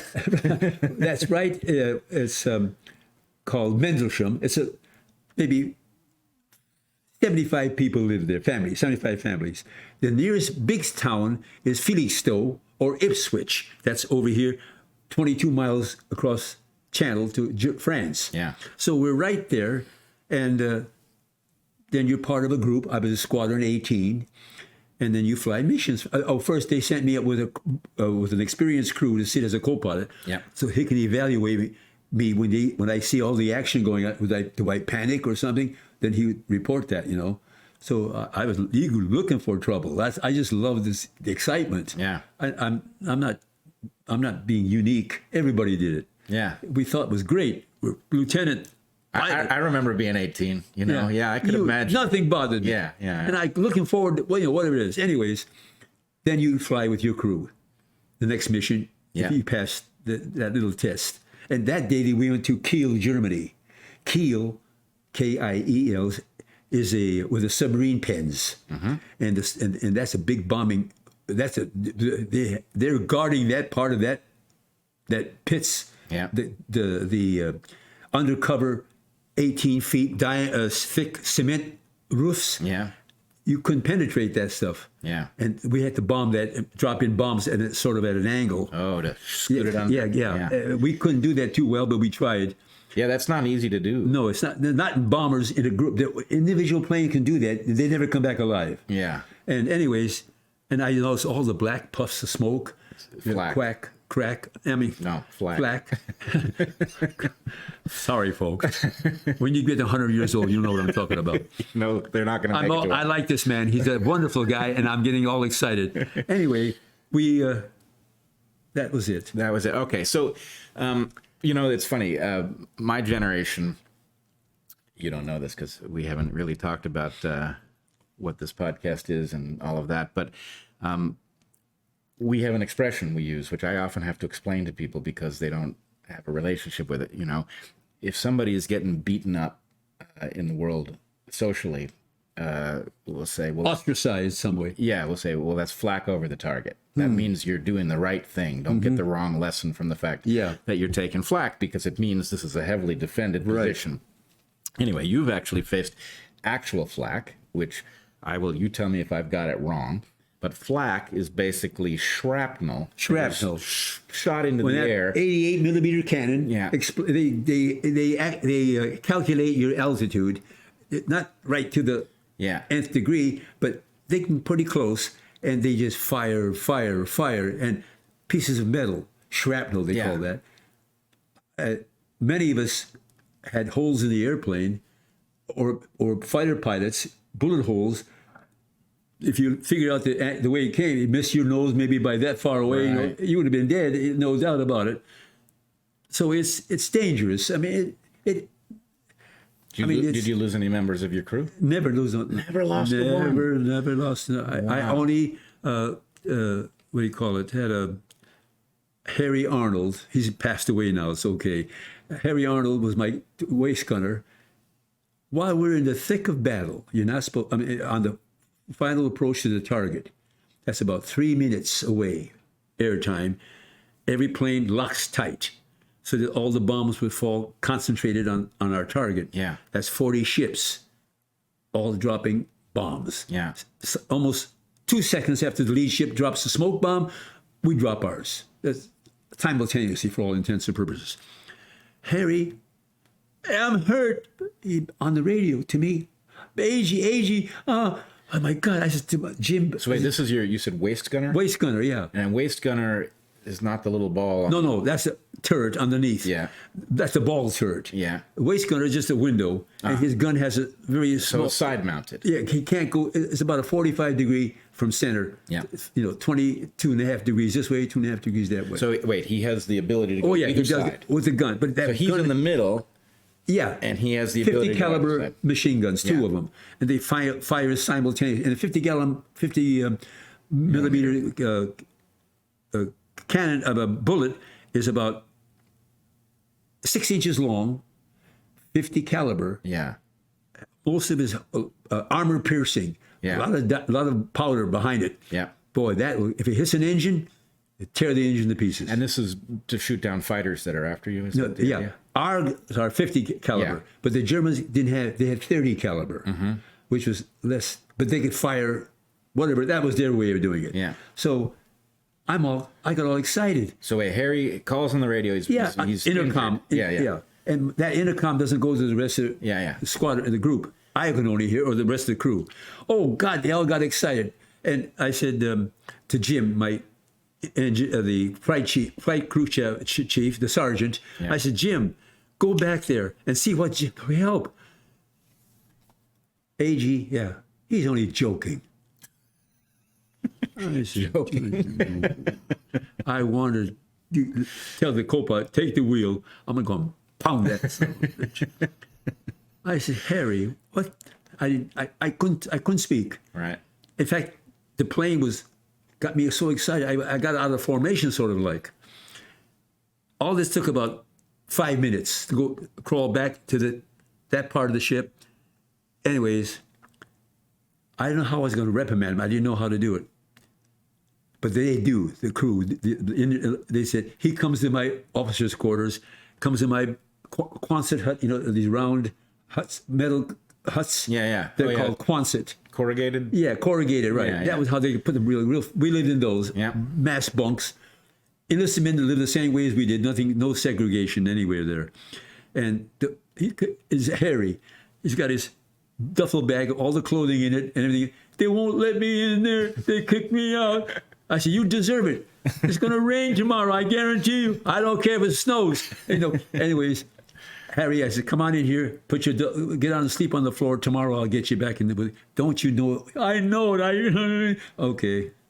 Well, Harry that's the learned his lesson. only buddy got wounded in my plane. Oh, man. That's incredible. So, okay. How many missions did you fly? 15. 15 missions. You don't fly them one after another. Never. I mean, it's too much sometimes. Some are milk runs. Yeah. Very few of them, but they're milk runs compared. If you compare Milk run. So milk run's a long time for that. That means it's an easy. yeah, it's an easy run. Yeah. And by the way, 4:30 in the morning, you've already had your breakfast, and you sit in the room where the commanding officer is going to tell you about the trip you're going to take that day, the mission. Yeah. And he's on a stage, maybe a foot and a half higher than the floor, and we're sitting down here, all pilots, navigators, and bombardiers. And the curtain covers the map. And on that map, a bunch of pins, and there's a yarn going the direction to where you're going to go. Yep. And on purpose, they move the curtain slowly. Where are we going? You don't say, we're going to go to Berlin, blah, blah, we're all watching. And the curtain, and the colonel stops. Scratch it. I got to scratch my nose a little bit, boys. Gee, pull the curtain. He pulled the curtain. Oh, my tie isn't on, right? And finally, we see the yarn ends Regensburg, ball bearing factories. Oh, there's a groan in the audience. Anyway, that's just fun. Yeah. Then we get get the mission. Then we get in our planes and we take off by squadron. We get into the town of Felixstowe. The first plane probably pulls in there around 5 o'clock. The first group. Yeah. Then 3 minutes later, the second group. This is all precision work within 15 minutes. So we have a bomber stream of 1,000 ships. 1,000 ships. Wow. And in one aft behind each other. Yeah. Approximately, I'll call it 40. There's 38, but 40 ships in a group. And we're heading for Regensburg. But we're not going, we try to be evasive. We go this way. They're going to go to Hamburg. No, we're going to, the Germans are trying to guess where we're going. Yeah. So we, at the last minute, they know now, Regensburg. And, every German squadron on the ground, fighter planes, are notified, and they're up in the air. They're going to make hell we're going to pay for hell. Anyways, that's how it's handled. Sometimes we go to, then we split. One goes to Neuruppin, another one goes to Schlesheim Airfield in Austria. They try to confuse the enemy as much as we can. Sure. Now, what percentage of bomber crews get shot down? Yeah. I don't know, but it's not a few, because a lot of bombers. Yeah. And I'll tell you, if you lose out of your group 6 planes, that's 6 out of 39. Yeah. That's heavy. Yeah. That's a whole crew. Yeah. Airplane. Yeah. And all those crews been trained. Now you got a new batch to train them. We sank 7 German submarines. That's a lot of submarines, because you got to get a crew, you got to make it a submarine. Yeah. It's big. Instead, you don't just pick a guy from the street and put him in a submarine. Absolutely. Yeah, it helps. 7. If you lost 15 out of that, that's horrible. Yeah. That doesn't happen very often. Yeah. But you're Wounded people, yes. Yeah. But not wounded people who got hit by flak or bullets. or killed in the airplane. Yeah. It has to be terrifying, either to watch planes. Presumably you knew all of these crews. You were living together on the same bases. Well, there's no explanation. It's for an 18, 19-year-old kid, this is fun. Honest to God. I say fun, I don't mean we're enjoying killing people. Right. Because we don't see that. Right, part. but you do have a thrilling, meaningful job. I'm doing my job, The world is and actually they're trying to stop me. I'll show them they won't get me. Whether I'm an American, or a Canadian, or I'm a Russian, I don't care who I am. I am just doing my job. And I appreciate that they train me. Yeah. My loyalty is that flag, American flag. Yeah. And my mom and dad wants to see me again. I'm going to come home. I don't think of dying. Yeah. The other guy's going to die, but not me. That's the mentality. Right. And we didn't want the other guy to die either. Right. Now, things have gotten all tangled in the last many decades. Obviously, the Russians were not only allies, but they were really...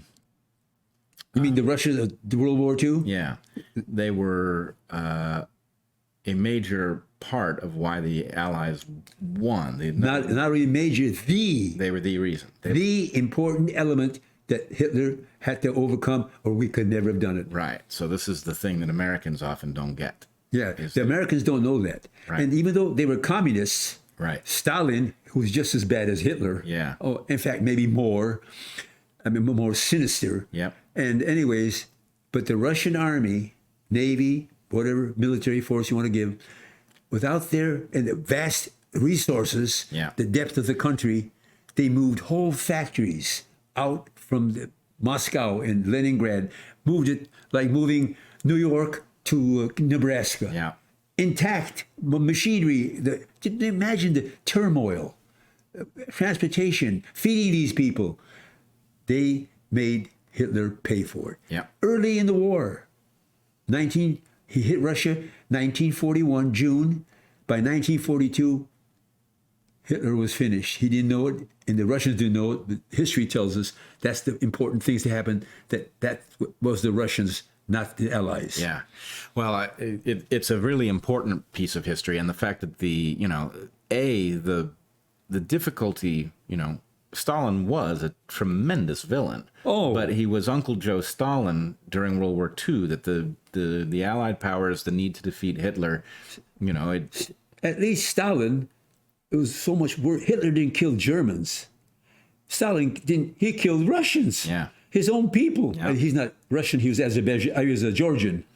but he was part of the Soviet Union. Anyways, he killed his own citizens. Just wipe them out. Yeah, he was definitely diabolical. But you see, even that diabolical, he became strong enough. Now, this is what I will come. It's not luck. I say it's not luck. That's Martin talking. Yeah. You might say that's how it happened. No, I don't think that. I don't think most of what matters is luck.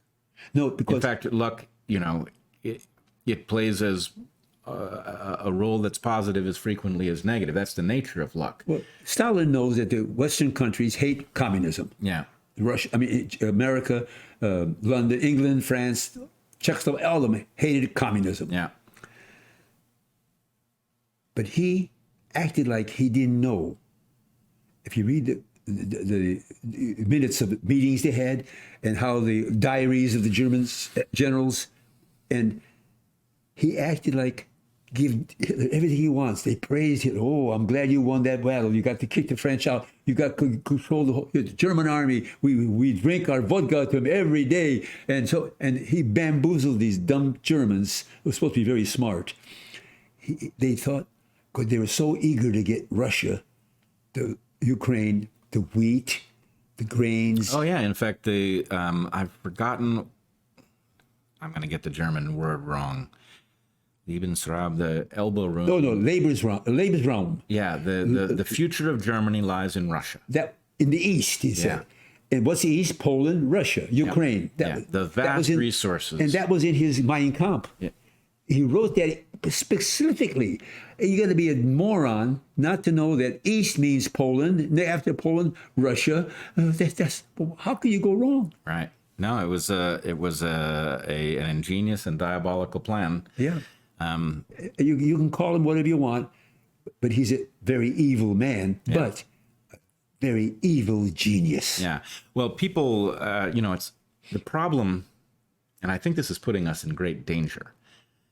When somebody is terrible, we want to attribute everything that could be wrong with them to them, which is it's a terrible mistake. So to view either Hitler or Stalin as, mentally defective by virtue of the fact that they were ruthless is a mistake. And it means that we don't properly anticipate what the next one will look like, because the next one is, not going to match the cartoon that we've painted of our enemies. So anyway, I do think, we are headed to some new tragedy of history, and it's not going to look exactly like the tragedies of the past, but we are going to fail to anticipate it when, in fact, we should take ourselves, we should have been warned, or we were warned. The cartoon, you make a point that he's evil, but they make a cartoon out of it. Yeah. As if, like funny mustache or whatever it is, or big belly or whatever. But don't forget, that cartoon is not the evil man you think he is. That's no different. They made cartoons of Lincoln. They made Lincoln look like a gorilla. Did you know that? I think I've seen that. Yeah. His body was disproportionate. 6'4", 184 pounds. His torso was normal. Legs were long. Should be shorter for a man with that kind of a torso. And his arms were longer. Yeah. So and his face wrinkled. You know how it is. Yeah. They made him look like a gorilla. Our own president. Yeah. So that's standard. And if you're a Southerner, that's the gorilla. If you're a Northerner, how dare them do that? Yeah, it's the same team nonsense. But the cartoonist is doing that because he has a certain agenda. Yeah. And his agenda fits a certain group of politicians, and they go, ooh, good, So cartoons, I can make a cartoon out of you and make a cartoon out of me, and I look like a horrible person, gorilla or something. Sure. Okay. So we've talked a little bit about how long, what period were you fighting in Europe? What years were you in Europe fighting? What years were you flying your bomber? In combat? Yeah. That was 1944 until the end. You were there at the end? Yeah, June. So January through June 44. January through June of 44. Yeah, where they were throwing everything at us. Yeah. And we had already landed on Europe. So we were still flying from our British air your base in Britain. but the target was getting closer and closer, and so we could move fighter planes in France who could protect us all the way almost, but they took a beating. And a lot of those fighter planes, the Germans were sending trainloads of ammunition, food, and troops. They did most of the strafing to get those. That's how Ernst Rommel, the German general, they call the Desert Fox, a very nice man. I mean, as an enemy, the British respected him. He was a gentleman fighter. I mean, he wasn't a Nazi. I mean, he was a good man, doing his calling and his country, and he says, in one of his, I cannot do what I have to follow orders like the men who under me follow orders. A very kind of a man you want as a friend, not military. Yeah. And if you needed some help, next door neighbor, he'd come over and give you anything you want, help you. Yeah, my viewers are going to struggle hearing that. He's an extraordinary man. He was strafed, unknown. The fighter P-51 strafed his automobile when they were trying to rush to the front, and he got terribly hurt, injured, and he was almost going to die. But he was also working behind Hitler's back to overthrow him. Really? Yeah, Hitler found that out through Himmler, the chief of the Gestapo.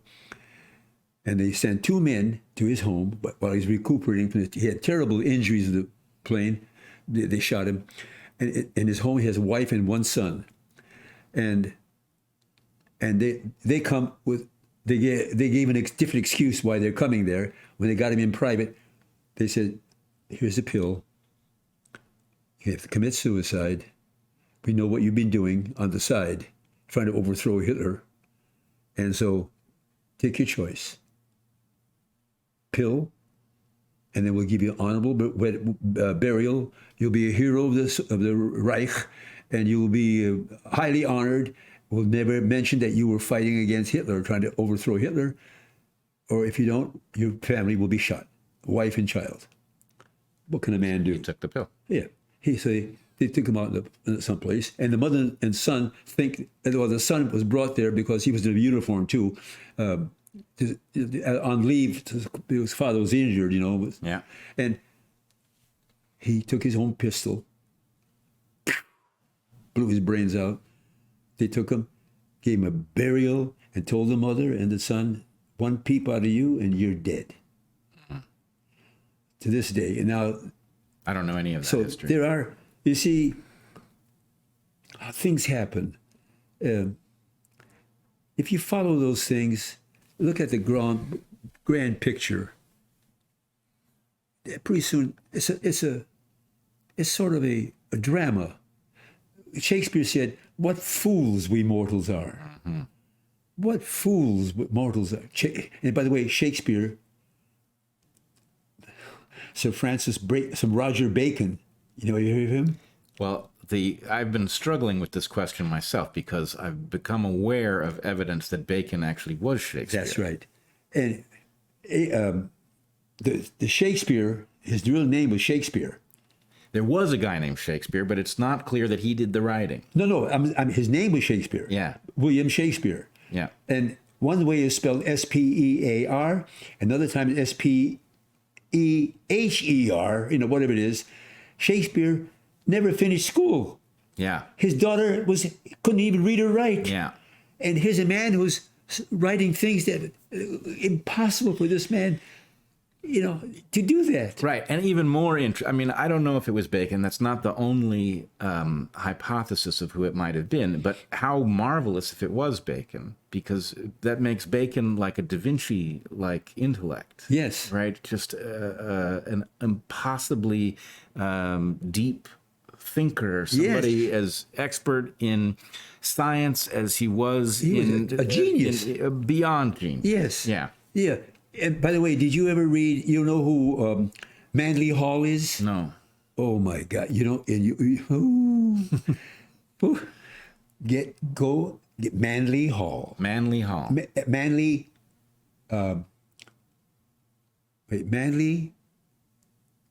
there's an initial there. It doesn't matter. Manly Hall. Hall. Yeah. Palmer, Manly Palmer Hall. Yeah. He's dead now. You talk about, get the book. He has written all kinds of books. Get the big one, that's $125. I got that one. Yeah. And I got it and I gave it away. Because after my wife passed away, nothing means anything to me. Yeah. I've done my mental arithmetic on all the things I've read. I know, what I don't know, what I don't care. My philosophy of life is to carry me through right to the end. So you'll have the same feeling too when you get to the point where, Martin, what am I doing all that? I don't need all that stuff. Yeah. The stuff means nothing. But you have children. Yes, I do. Which you can leave it to them. Yeah. But I had nobody to leave it to. We had no children. And anyway, there's so many things. But I remember I told you the Admiral Byrd to get that book. Did I tell you that? You did. Alone. The word is alone. Alone. Get that book. Audience, get that book. Besides my book, get that book. He wrote page 160, 164. The whole book is only worth those 3 pages. The other part is very good, but it's all about... But the price of admission is in those 3 pages. That covers everything we're doing right now. Yeah. It gives you my opinion exactly to the letter. All right. And this man, Admiral Byrd, is a very known family in Virginia.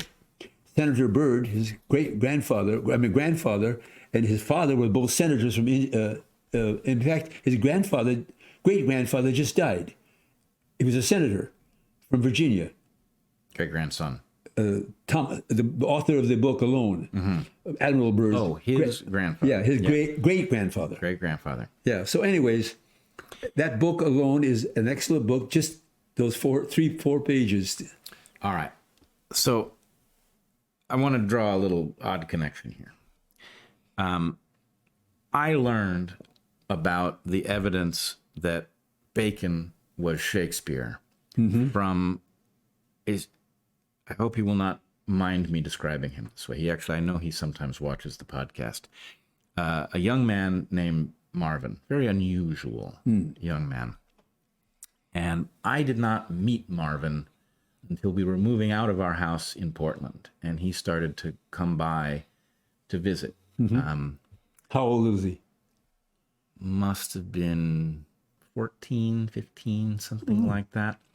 Young man. And he actually asked if he could, as we were moving out, literally moving out of our house, we had a piano, which we couldn't bring here. We just didn't have enough space for it. And he asked if he could play it.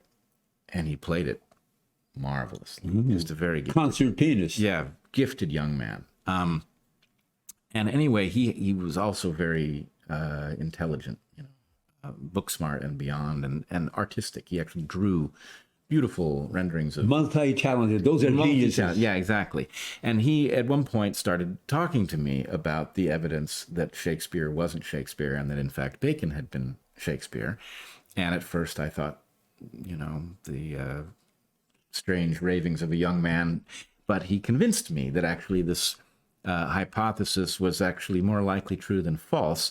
So anyway, I mention it because, A, unusual person, viewer of the podcast, deserves to be mentioned. The fact that I even know that Bacon may potentially have been Shakespeare, I owe to this young man. And that's happened to me many times. I've learned a lot from my own students, and I learned from this young man. But I know that your career was spent as a teacher. I know this because you told me yesterday. And I know that you were a teacher of troubled young men. Is that fair? Me? Yeah. No. I was a troubled man? No. You were a teacher of troubled young men. Yeah. Oh, young boys. Yes. They gave me a special class of 12, I think it was, or 11 or 12, 12th graders that were next infraction of the rules of school, expulsion. They were expelled. Go and find yourself another school district, buddy. We don't want you. So you got a collection of these bad boys. Bad boys. Tortured boys. Not bad. They're not bad. Oh, I know. They're tortured. I know, because you told me, as you were describing this to Gina and Ray and me yesterday, you said that you had actually been happy to get this assignment. I'm made for it. Yeah. I know I'm made for it. So that's, if you got a physical body that's good for athletics, you know it, and you follow. You do play the thing. hockey or you play baseball or whatever it is. I know I have them in the palm of my hand. I know I'm God. I know my way. yeah, No you problem. know what you're supposed to do. Okay, so what I didn't tell you yesterday, and I'll just briefly say this. I was a college professor for 14 years. I was a terrible student when I was in school. Now, I was smart. You mean you were a belligerent. No. You were against the school. I didn't love school at all. Yeah, I really okay. didn't like school, but I wasn't belligerent about Okay, it. I was you did your job. I didn't No, I didn't. I was a terrible student. Oh, I just my God. Didn't perform. And I got poor grades, but maybe 1 out of 5 teachers saw me and they thought, I don't know why this guy isn't doing the schoolwork, but it doesn't really matter. He is smart. And so they would break the rules for me in some way. They would make it possible for me to get school. So I got through school. I wasn't really capable of doing the work. It turns out, I don't know if dyslexia is a real thing, but if dyslexia is a real thing, I have it. And it was getting in my way, and it was making it impossible for me to perform, which was then resulting in me being punished for not performing. Yeah. And so anyway, I didn't like school. It didn't like me. And that was my history. And when I got somehow through graduate school, I got my PhD and I became a college professor. It happened that I was teaching in a school that the professor was entirely free to teach any way that they wanted to, any subject, Liberal. beyond liberal, Wow. almost insane.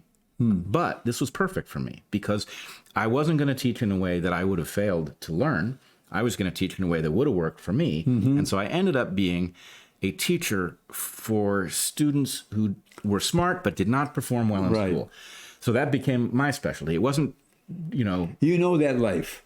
I know that it is possible to teach students who are not made for school, and it sounds like you and I did 2 different versions of this. You taught kids who got themselves in trouble. I All taught the kids time, who yeah. weren't performing. But anyway, I want to hear. They need help. Yeah, they need help. They need some teacher who actually cares about them to do something different than the other Right. teachers have done. Get them off that track. Yeah. So, okay, you're teaching 12th graders. These 12th graders are troubled young boys.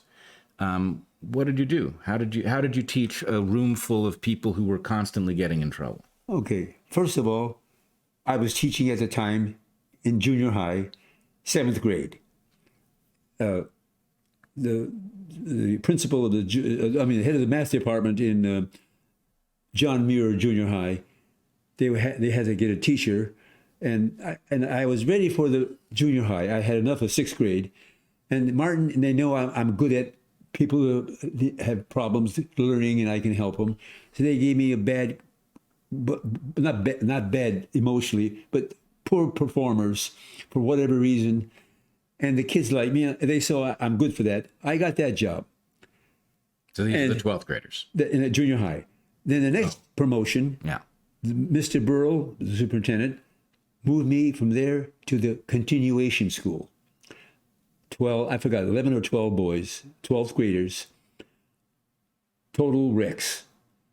One more infraction, expulsion. Get out of our hair. Yeah. Go to another school district, will take you. And I said, oh, good. Oh, this is my golden opportunity. Yeah. And Mr. Burrell knew that. He knew me real well. And I'll tell you why, because I gave him, when he went to the hospital to get a hernia operation, no one came there with any, saying, get well, Mr. Burrell, what? And I told my wife, Ceci, I said, Ceci, I should take him a box of candy and tell him, I hope he gets well, and he's a nice man. Well, go ahead, that's a good idea. When I went there, again, the box of C's candy, C's candy? Of course. I gave him that, and he was in the hospital, laying in the bed, and he said, Martin, please don't tell him any jokes. I just had a hernia operation. Don't want to laugh. Yeah, I don't want to laugh. Yeah. And because he knew what kind of a person I am. And I says, yeah, Mr. Burrell, I hope you get well. Thank you. He said, Martin, no one has come here to wish me well. Not that I'm waiting for it, but someone should have said, the superintendent has come and said, get well, Mr. Superintendent. And he said, I appreciate that. That would help me, and I'll tell you why. I didn't do it for that purpose. I just, Sure. Was the right thing to do. Yeah, I wanted to do it. No one told me to do that. I just wanted to do it.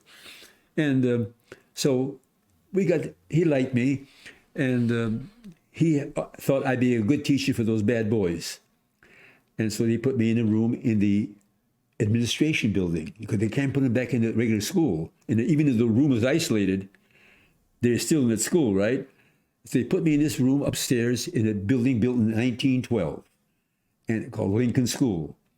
And the rest of the building was administration, secretaries, Board of Education room. It was all administrative. One little room in the corner, painted green, because green is supposed to make you calm.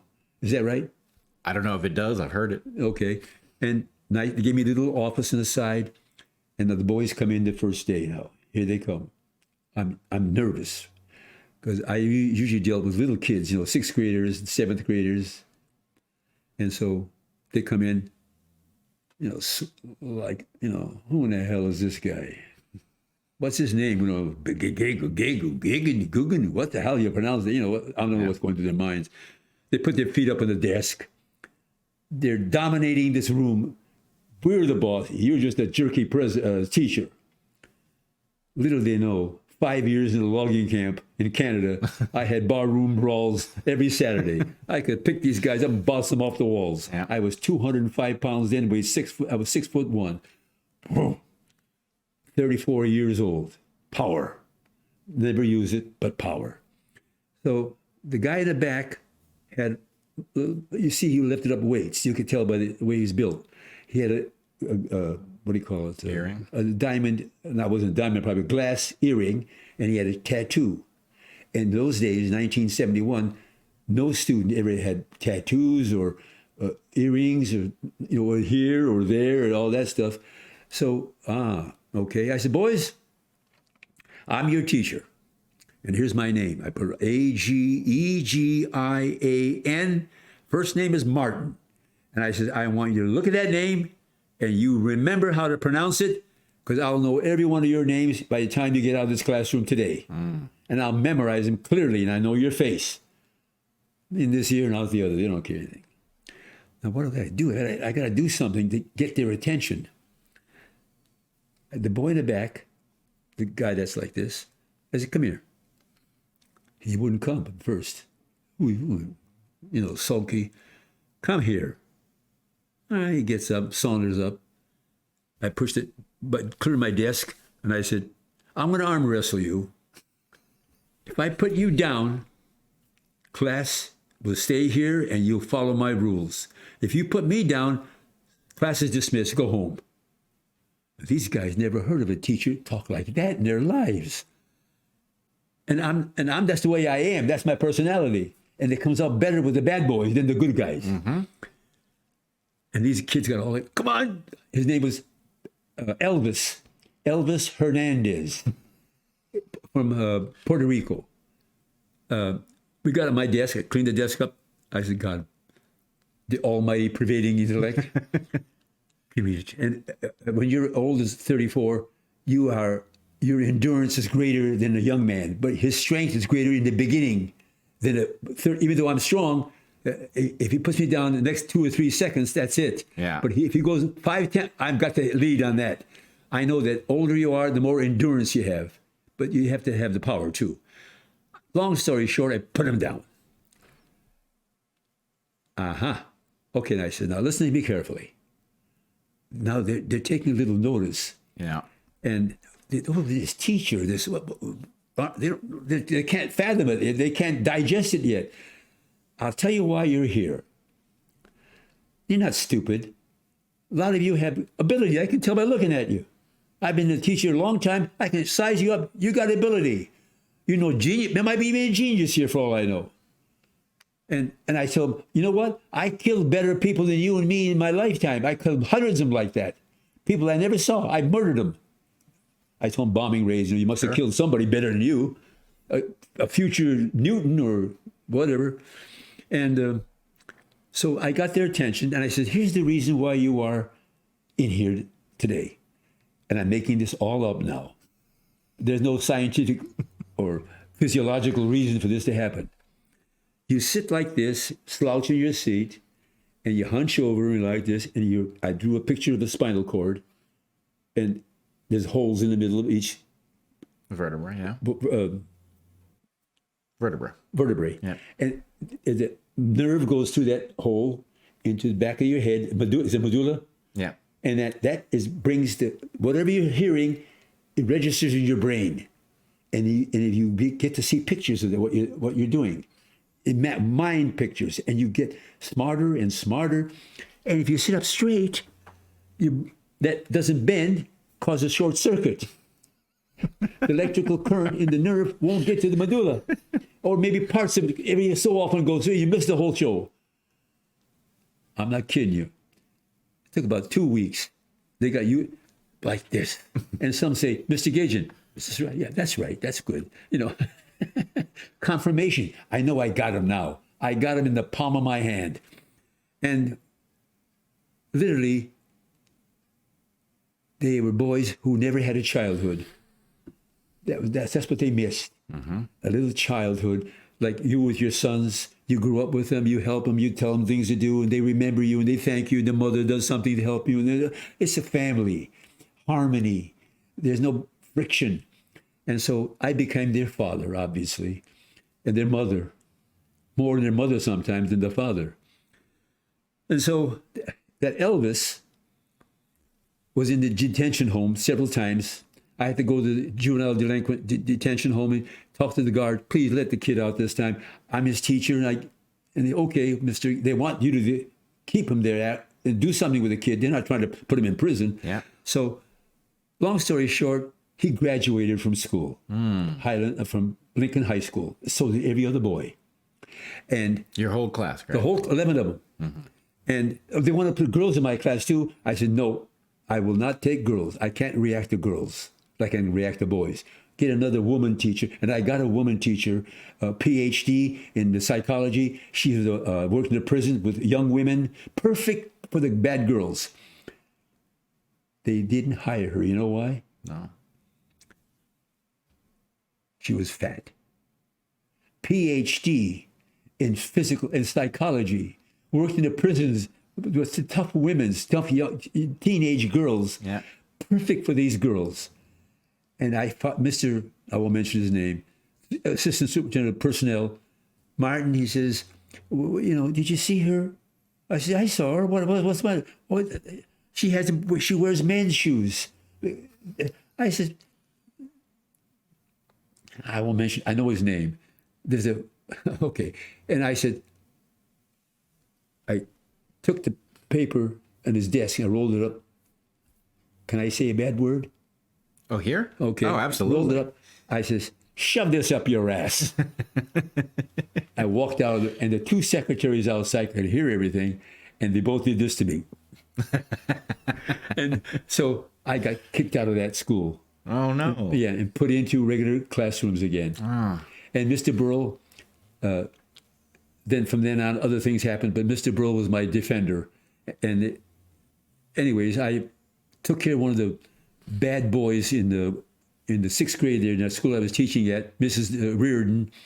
And she said, Martin, we're going to see the movie Fantasia. You ever see that movie? I have. Symphony music, Yeah. beautiful. Walt Disney's wonderful. And he said, the local theater will take 6 carloads of buses from the school and make a special 12 o'clock noon showing, and we can go. You want to? Sure, I'll join you in that. But she said, would you watch this one kid? I can't handle him. Danny Rogers. Sure. I sit behind him. Well, he's a bad kid. Okay. I grabbed him by the neck, pulled him out of the chair, get in the bus, and hold the bus driver. You watch him. You have to have an adult watch the student. We saw the movie. Now, next thing I know, I'm up for the parents are coming home. The father, the truck driver, come home. They're going to have me fired, leaving a mark on his neck. Oh. Parente loco parente. Loco parentes, yeah. That means you're the parent. At the time you were under your, but you're not supposed to. Yeah. Unless you're protecting yourself. Sure. And they want my throat. They want me fired. And Mr. Burrell's there. And the assistant superintendent of school, Mr. Alex Smith, he hates my guts because I'm not a bully, but I fight for what I believe. Mr. Burrell hears the whole thing. Mark, he got up like he's going to leave already, as if he heard enough. and the other guy, lackey, following behind him. And he said, Martin, let me tell you something. I'll take care of it. Don't you worry. You won't be fired by me. I'll tell you that now. For God's sake, when you go do something like that, grab the hair. It doesn't leave any mark. Don't you know that? I did that when I was a teacher yourself a long time ago. Grab them by the hair. It leaves no mark. And from then on, I was king of the roost. So that's the kind of things that, they're not luck. Who knows that candy? Who knows what happened? And that candy was not done for any purpose. Right. Now, I mean, I don't even know. But okay. So, do you have any idea? So you had. Oh, wait. Yeah. Elvis. Yeah, I was going to ask you about Elvis. Elvis. This is 15 or so years later. I'm in a restaurant. I'm eating a hot dog and a root beer, and there's the counter I'm sitting at. It faces the street, and so I'm eating, and people going in and out of the place, and I hear Mr. Agegian. I turn around. It's Elvis. He starts giving a talk to the people. This is the greatest teacher in the world. But I said, Elvis, calm down. And come on outside. He grabbed me by the hand. I dropped the hot dog and the thing outside. I want you to meet my wife, my little baby. And we go out there in the car parked there. She's a young girl. She got a little baby in her arms. And she says, Mr. Agegian in the morning, Mr. Agegian at night. That's all I hear in our home. And I'm glad to meet you, sir. And I said, Elvis, what are you doing? Look what he's doing. 45, I think it's 45 men. What do you call it? It's a crew of men, 45. That in case of storms or things happen, all the electricity, things are down. This is the emergency crew. He's the superintendent of all of them. Wow, he's running a crew. He's running a crew. Doing all this important expert work. Men doing expert work that everybody can't do. You have to be trained for that. Yeah, dangerous work. And Elvis is cut out for that. And now he's taking all that energy. Yeah. If we could take Hitler and Mussolini and not Stalin was going to become a seminarian. You're going to be a priest in the Georgian Orthodox Church. And if Hitler wanted to be an artist, that's all he wanted to do, be an artist. His father said, no artist. He wanted to be an artist. Can you imagine? And if we could direct those people, if things happen and things go and you end up that way. Maybe you could have been a criminal for all I know. I could have been something else. Who knows what? Yeah. But we come out, things happen, not by luck, not by chance, not by randomness, but by purpose. Well, I don't disagree with you. I think that the difference between, maybe occasionally there's a situation where somebody is born defective, but mostly defective people are the result of developmental environments that aren't enriching, that don't reward the right things, and it creates By monsters. defective, what do you mean? Well, if your parents are broken, let's say, and your parents, let's say your parents are obsessed with themselves, Or they're drunkards. or they're drunkards, yeah, or gamblers. Oh, I got you. Okay. Yeah, if A poor environment. Right. A poor environment causes a child to solve their own problems, and they may discover ways of solving those problems that turn them into monsters when they're adults. So, I don't see it as random at all. I see it as something that we should be very focused on. Yes. And, Elvis is an example of that. Yeah. Well, you rescued him, whatever. He was doomed. Yeah.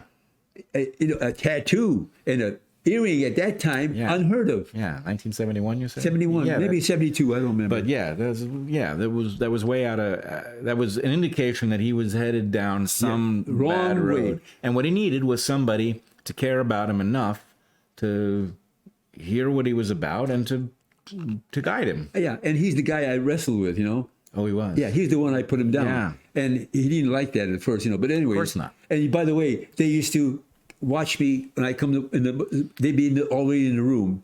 They came to school early. They liked school so much. And I come down the hallway. I say hi to the secretaries as they come down. And my door is open, and there's it's an old school bookcase with glass doors, but nothing in it. And you could see my reflection. I mean, they could see me coming down the hallway, coming close to our door to come in, and to be hiding there. Like little kids. Yeah. I walk in the door, they jump me and put me down on the floor. And gentle love taps. Yeah. Boys, my shirt, my wife will kill me if I, please. They were children. Yeah. They were children. Well, whatever they were. I mean, they wanted to be children again. Right. They needed to go through that, and they needed somebody to care very deeply about them. And, the funny thing is, we don't understand this anymore in our educational system, and we don't understand this as parents, that children, we look at children and we watch them break the rules, and we think that they want to break the rules. Really what they want is to find out what the rules are, and they want to know that somebody is paying attention to the rules. And that they're going to help them. Right. And so if you are consistent with a child, right, and you make good rules that aren't arbitrary, and you enforce those rules, the kid actually appreciates knowing where the line is, and that if they abide by it, things are okay. Look at Bret, that dog. Yes. If you teach it badly, Yeah. look how loving that dog is. He knows this house is love. Yep. I don't know what the dogs call love in their way of thinking, but I can see in their eyes, they're Yeah. watching everybody. You went there. He want to know where you were going. When you come back again, that dog is loved. Yeah, you can tell the dog is not nervous about anything. Nothing about anything. Yeah. If your children, I saw your two boys. Yep. Nice boy. God almighty, you can't get any better children than that. You can't get better kids. And the funny thing is, Heather and I, you will meet Heather. I will make sure that you do. Heather and I did not know anything about raising children when we Who had them. does? Well, some people have children in their family. They've been around kids. They've watched. Okay. But we didn't really, either of us have this. And, we kind of looked at each other like, neither of us know what we're doing. How are we going to do this? Yeah. And A little anxiety sets in. sure. Yeah. And it's good, that anxiety. Yeah, That means you're conscious and you want to do something about it. Exactly. And so we just decided to, the funny thing is we decided to talk to our children like they were adults from the beginning. At first, it was almost a joke, right? You talk to your child like they're an adult. It's amazing how well that worked. Boy, but that's the credit goes partly to you, but more credit to the children. They rise to, so you have to always, works with students and children. You shoot above their heads and they will rise to meet the challenge. Right. And if you meet them at their level, they don't. No. Because they've got nowhere to go. They know about that. Right. They reasoned that out a long time ago. Give them something to shoot for. Yeah. And they make you smile, make mom and dad happy. Absolutely. And go out, we have dinner this time outside instead of eating in the house.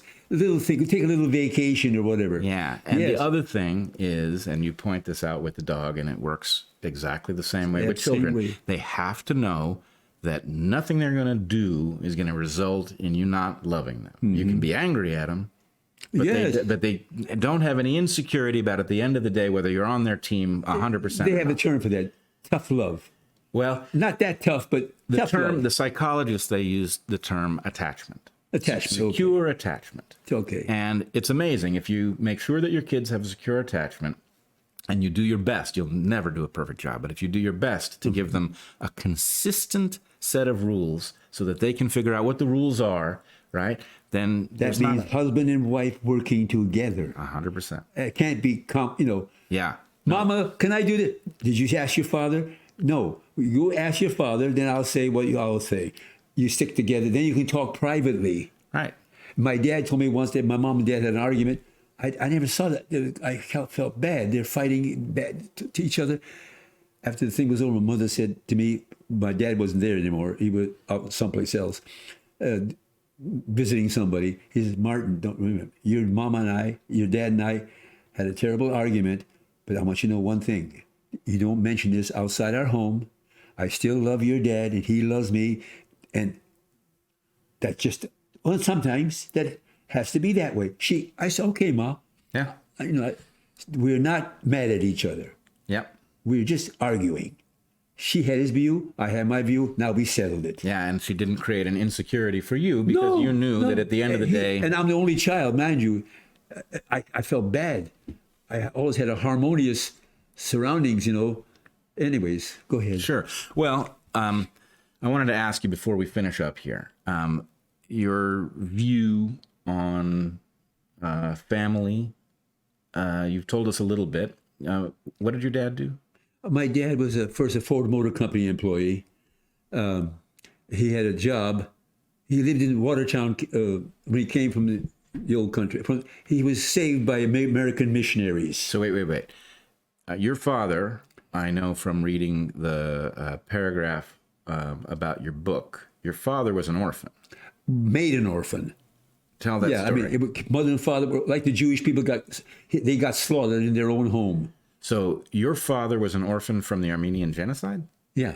Okay. His parents, mom and dad, and baby sister, only about maybe, I'm guessing, couldn't walk yet, I guess. A little baby, and the brother was about 10 years old. All murdered. Yeah, and his dad, before a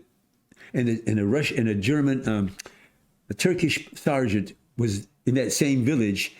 His family and my father's family were friends. And he was had a high rank of an enlisted man's rank in the Turkish army, a very high. He had a certain symbol on his hat, kalpak. In fact, kaplan, the Jewish word kaplan, kaplan, there was a Turkish Jews who are named Kaplan. Oh, I didn't know that. Yeah. My best friend when I was a little boy was named Kaplan. Kaplan is the Turkish word for kaplan, which means lion. Interesting. Kaplan is a word for Turkish. Kaplan is Turkish for Jewish person's last name who lived in Turkey. Yeah. The Armenians have the first part of their name are all Turkish words. Some of them. If they put an IAN on the end, that becomes incesuryan. That means a person who is ingenious in doing things, machinery, or goshgagaryan, shoemaker. Terzakyan, a tailor. Terzak is a tailor. Yan, son of a tailor. My name is Agegian in Armenian. Ageg means good, well, son, good, son of good. And guess what my wife's the street's name was my wife, when I was courting her, was Goodson. In Armenian translation, my last name. Yeah, Isn't that something? No. All right. Well, I have one for you as long as we're talking coincidences before we return to your story. I told you my best friend when I was a little boy named Kaplan, Aaron Kaplan. Okay. He was a great kid. He was a bit wild, but everybody loved Aaron. Everybody wanted to be his best friend. He was a great guy. He died a few years ago of leukemia, which is very sad for me. We had long since grown apart, no negativity, but we had just gone to opposite ends of the country and not stayed in touch very much. But anyway, what was I going to tell you about Aaron? Oh yeah, here's the coincidence. Aaron was born the same day, not just the same date, but the same day of the same year as my wife. Same day, same year. Obviously the same number in the calendar. Yeah. Yes. April 26, 1969. Yeah. They were both born in the same city. I don't know what hospital Aaron was born in. It's possible they were even born in the same hospital. But anyway, I find that an interesting coincidence. It took me a while to figure out that had happened. But anyway, yeah, Aaron is gone. And he went on to be a doctor. He was quite a good doctor, apparently. Died of leukemia after a long struggle with it, which I even though we had not seen each other in decades, I made a point of going to his memorial service. See, you mentioned it's a present coincidence. Yeah. Chance, luck.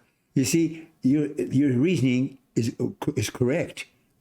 According to your philosophy of life, yeah, which is wonderful. You're sticking to that. You're sticking to your guns, but nothing is. If you take the word God, yeah, take it out for a minute. All-pervading intellect. That's Admiral Byrd's word. All-pervading intellect, which means God. Yeah. He's a meteorologist. And a very good one. And he's making all the universe, he says, is rhythmic. Things move in harmony. Everything is harmony. It can't be chaos. If it's chaos, it looks like chaos, but some stars blow up. That's part of the harmony. Some stars are extinguished. New moons come out or whatever it is. Yep. This is all part of that. No, we can't go beyond that because next thing you say, who created that? Well, The thing is, I can make those arguments. I don't need to, though. I'm very comfortable with a world of people who have a religious perspective. In fact, the funny thing, I grew up in a home that was very secular. We were Jewish, we celebrated Hanukkah, Passover, but not much more than that. Yeah. But my friend Aaron was in a family that kept kosher. They had a Seder every week. Religious. Yeah, and they invited me in. So, I got to experience their view of the world too, and it meant a lot to me. It didn't really change my direction, but it certainly made it very clear that people who I was close with, was my second family for a little while. That they had a very different view of the way the universe worked, and it was just fine, right? Yeah. We could sit at each other's table, and it was lovely. Yeah, they weren't anti you. You were just excited to see how these people think. Yep. That's wonderful. It was terrific. And you didn't say, "I'm not coming here anymore." Oh no. No, you were excited. I was I didn't eager to know as much as you can. I was too young to really realize what a privilege it was to be included in their family rituals. I'm glad you didn't say you were lucky to be. Said, I was too young to understand. You said that's okay. All of these things you can rephrase it differently. Any way you want. I know. Yeah. In my thinking, I'm glad you said it that way. Yeah. All right. Let's see what else before we've talked a long time. I have no idea how long actually, but anything else you think especially belongs here? Well, I had a lot of nice experiences in teaching. I'm a very unorthodox, clearly, teacher. Yeah, and I'm an unorthodox on this pod here. You are an unorthodox person. Yes, I can see that. And I look like I'm dominating somebody, and I am not. I'm just excited. Yeah. And I don't know how to curtail my. No, I don't think you need to. No, I want to give the other guy. My teacher in school, Mrs. Short, my math teacher in grade school, we had to go to the teacher. My mother and father had to go to because we had 3 checks in self-control. Our report card changed in the elementary school. Was first 1, 2, 3, 4, 5 means excellent, good, fair, poor, failure. And then they changed it to E, excellent, S, satisfactory, U, unsatisfactory. Didn't say failure, unsatisfactory. Then they had a whole list of behavioral content, attentive, uninterrupted, good-natured, brought his homework, check marks. I got 3 in self-control. And my mom and dad want to know what's going on here, self-control. So teacher-parent night, I went there with my parents, and Mrs. Short, my math teacher, she says, by the way, the 3 checks were from 3 different teachers, of course. One was the art teacher, too. And by the way, Ivory soap? Sure. Ivory soap is a white soap. Yeah. And she wanted us to bring one Ivory soap from home so we could carve and make a polar bear in the art class. Sure. Perfect for that. And then we could water it and smooth out the skin and make it a little more. She was a good teacher. And I was so hungry, in my depression, on the heart of depression. And all my mom could make me was an onion sandwich with mustard on it. Bread, mustard, onion. And if your mom was the same as mine, you had bread, mustard, onion. And we had a way in school. If you and I met, we go, brother. Onion. Anyways, Mrs. Short said, Martin is in the last row, because I was tall. In the last, I put the problem on the board, and whoever got the answer quick, they raise their hand. He'd go, Mrs. Short, Mrs. Short. And she'd be running up down the aisle. He almost had his hand in my face. I got the answer. And, the other kids they're not doing that.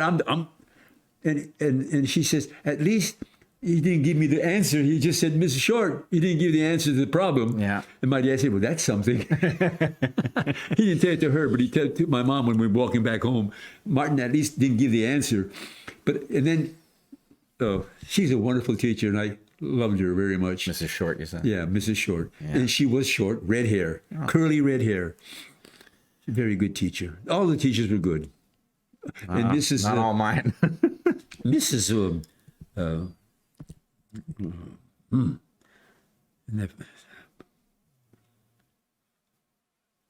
Oh, God. Anyways, our literature teacher, we had a class for literature where she read a book that you should read.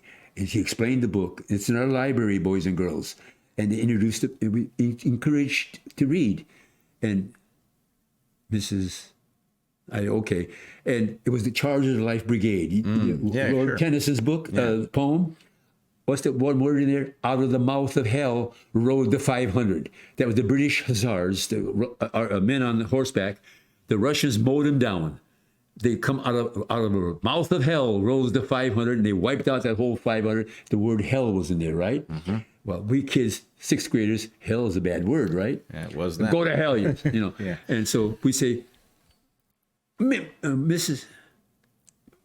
I can't. It's Whitney, or anyways, Mrs. Jones. Yeah. What she asked us, what do you want me to repeat? Any poems? Yes, that one about the Chargers of the Life Brigade. And so she read it out of the mouth. When she hell, we all go. She's swearing in class. We naive children, you know. Yeah, no, I recognize it. Sure, of course, of course. All right, you don't remember her name, huh?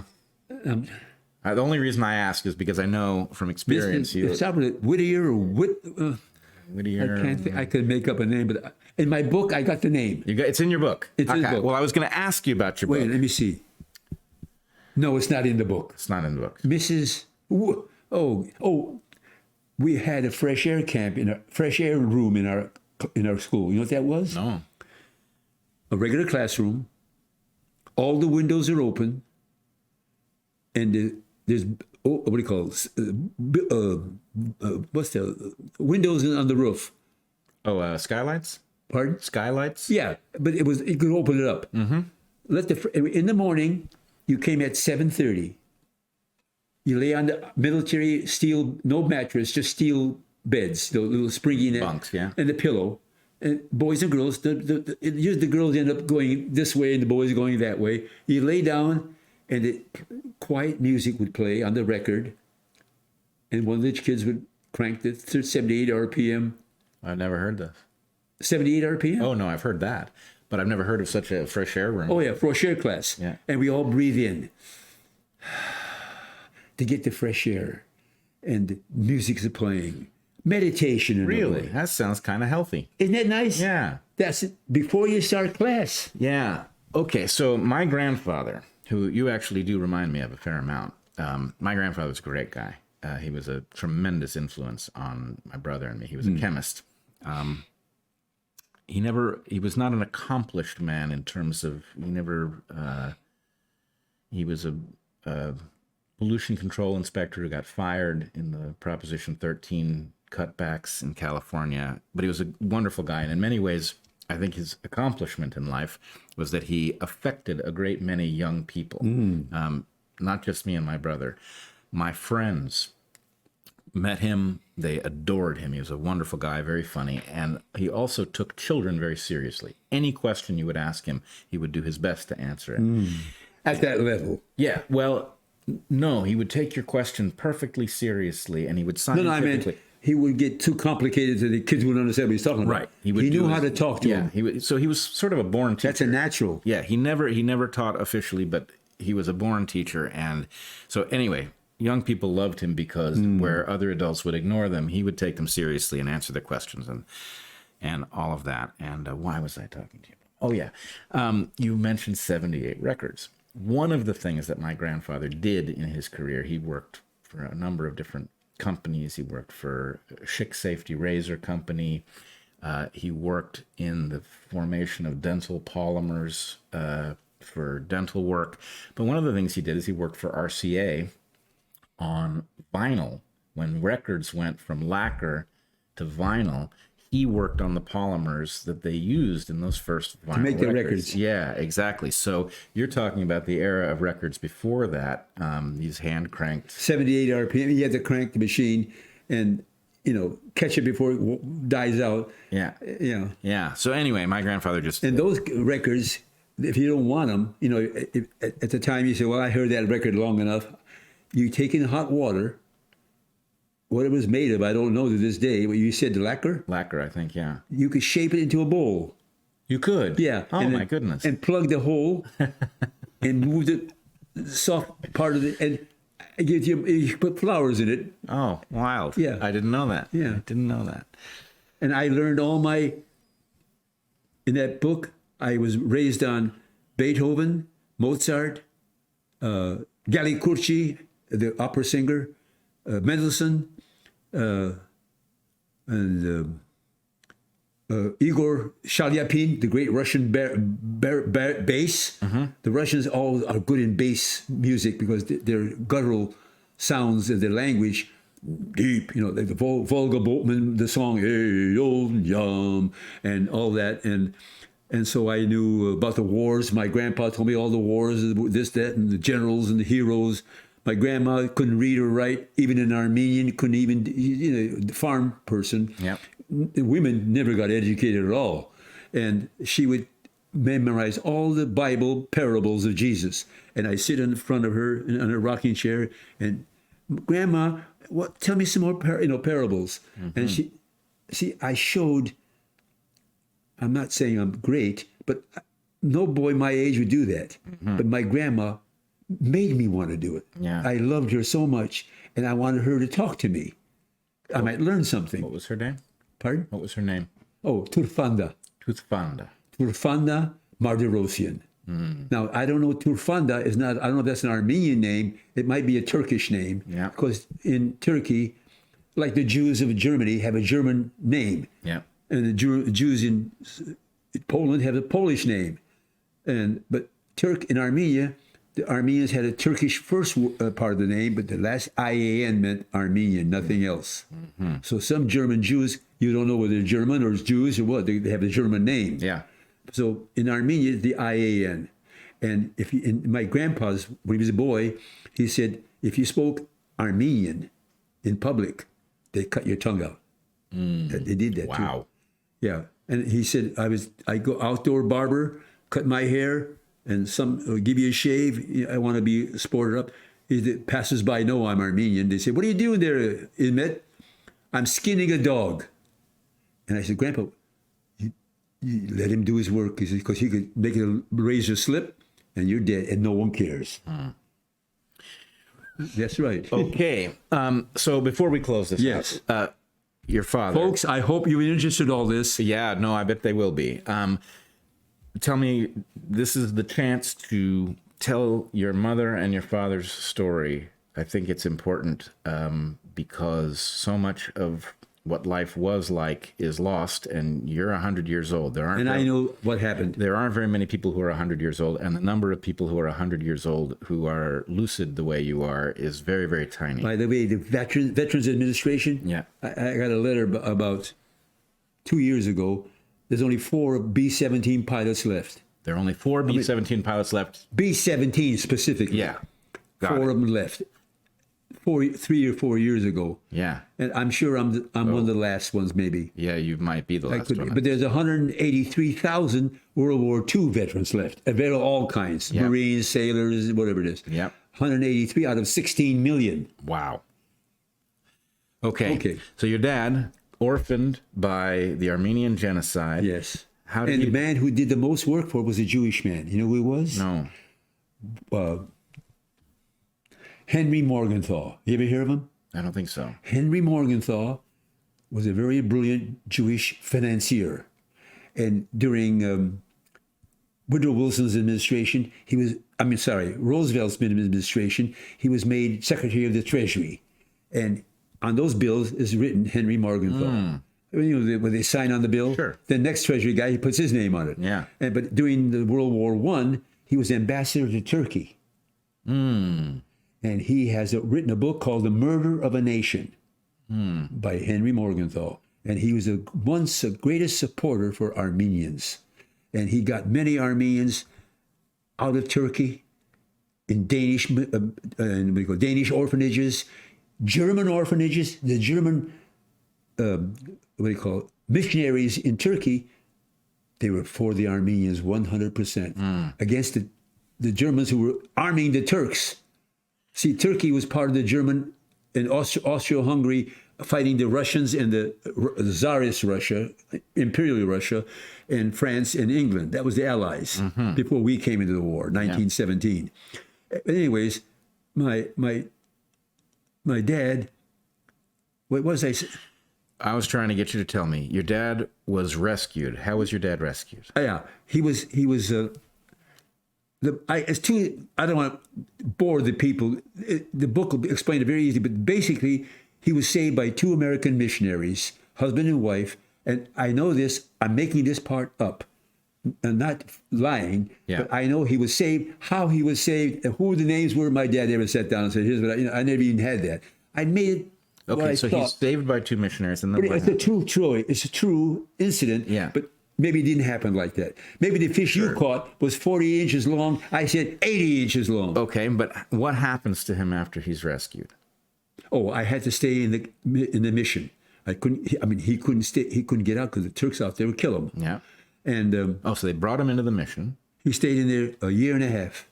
He learned English, pretty nice, with always an accent. My dad has a hard time to not speak English without an accent. Yeah. He's a very smart man. Yeah. But that's one of his weaknesses, language pronunciation. Some people come here when they're 25 years old, they speak fluent English. After a while, you can't even tell if he's a foreigner or not. Yeah. But my dad, he's America, blah, blah. Hence the title of your book. Yeah.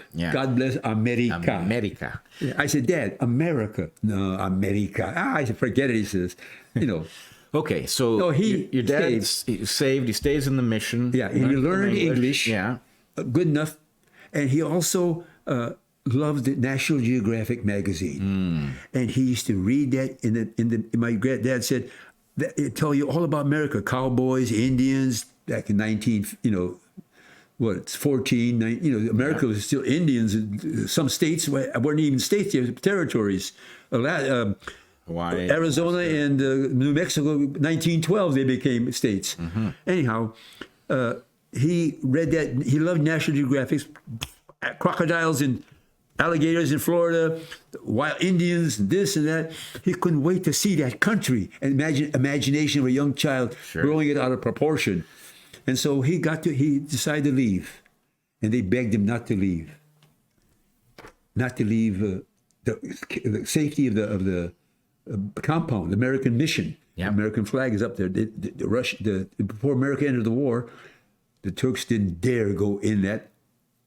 I mean it. And thanks to Henry Morgenthau, who did it very behind the scenes. And he was able to talk to all the Kemal Pasha, Enver Pasha, all the big shots who ran the genocide, because he's an American ambassador to Turkey. He has high rank. Anyways, he tells him, I'm going to leave, please. I love both of you, but I have to go to America. I want to go. And they try to convince him, we're going to leave here sooner or later, but why don't you wait? Impetuous young man, and he's confident in himself. So they give in. They pack him up a little cheese and apple and bread. They give him a $10 bill. My dad, I remember he told me, a $10 American bill and some Turkish liras. They got liras, the Turkish money, and the little packet of stuff, and kissed them all. They're all crying. He left. Somehow he got down to Trebizond. It's on the Black Sea, and got onto a ship. I won't go to the details. It'll take all day. But he swam. A lot of obstacles. He overcame them. Got on and it's an Argentinian ship. They spoke Spanish. He thought it'd be an American ship because America hadn't entered the war yet. Yeah. But a lot of German ships there, and the Jacob's ladder. Jacob's ladder is that thing they put down on a boat. Yeah. They come to a rowboat. You get up and on the ladder. That was up, and here's in the border, dark evening, cold water. This young kid with a basket of all his food to eat and his hat. Yeah. All in a document saying. We are the missionaries. This is one of our boys. Take good care. He's a very good boy. And blah blah blah blah. Official seal, and set in his.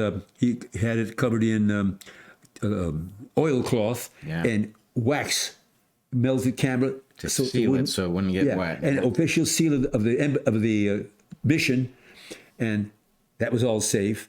And he got on the ship. And they were going to go to Buenos Aires. First, the Azores, and then to Buenos Aires. Yeah. And so, but they got to the Azores, and my dad got like a flu or some kind. And he had to have a doctor's care and rest. So he got off the boat, and he was there for I don't know how long. I think I made it 4 weeks in the book or something. But this part I make up. And the American ship come in, the Roma. I got that book.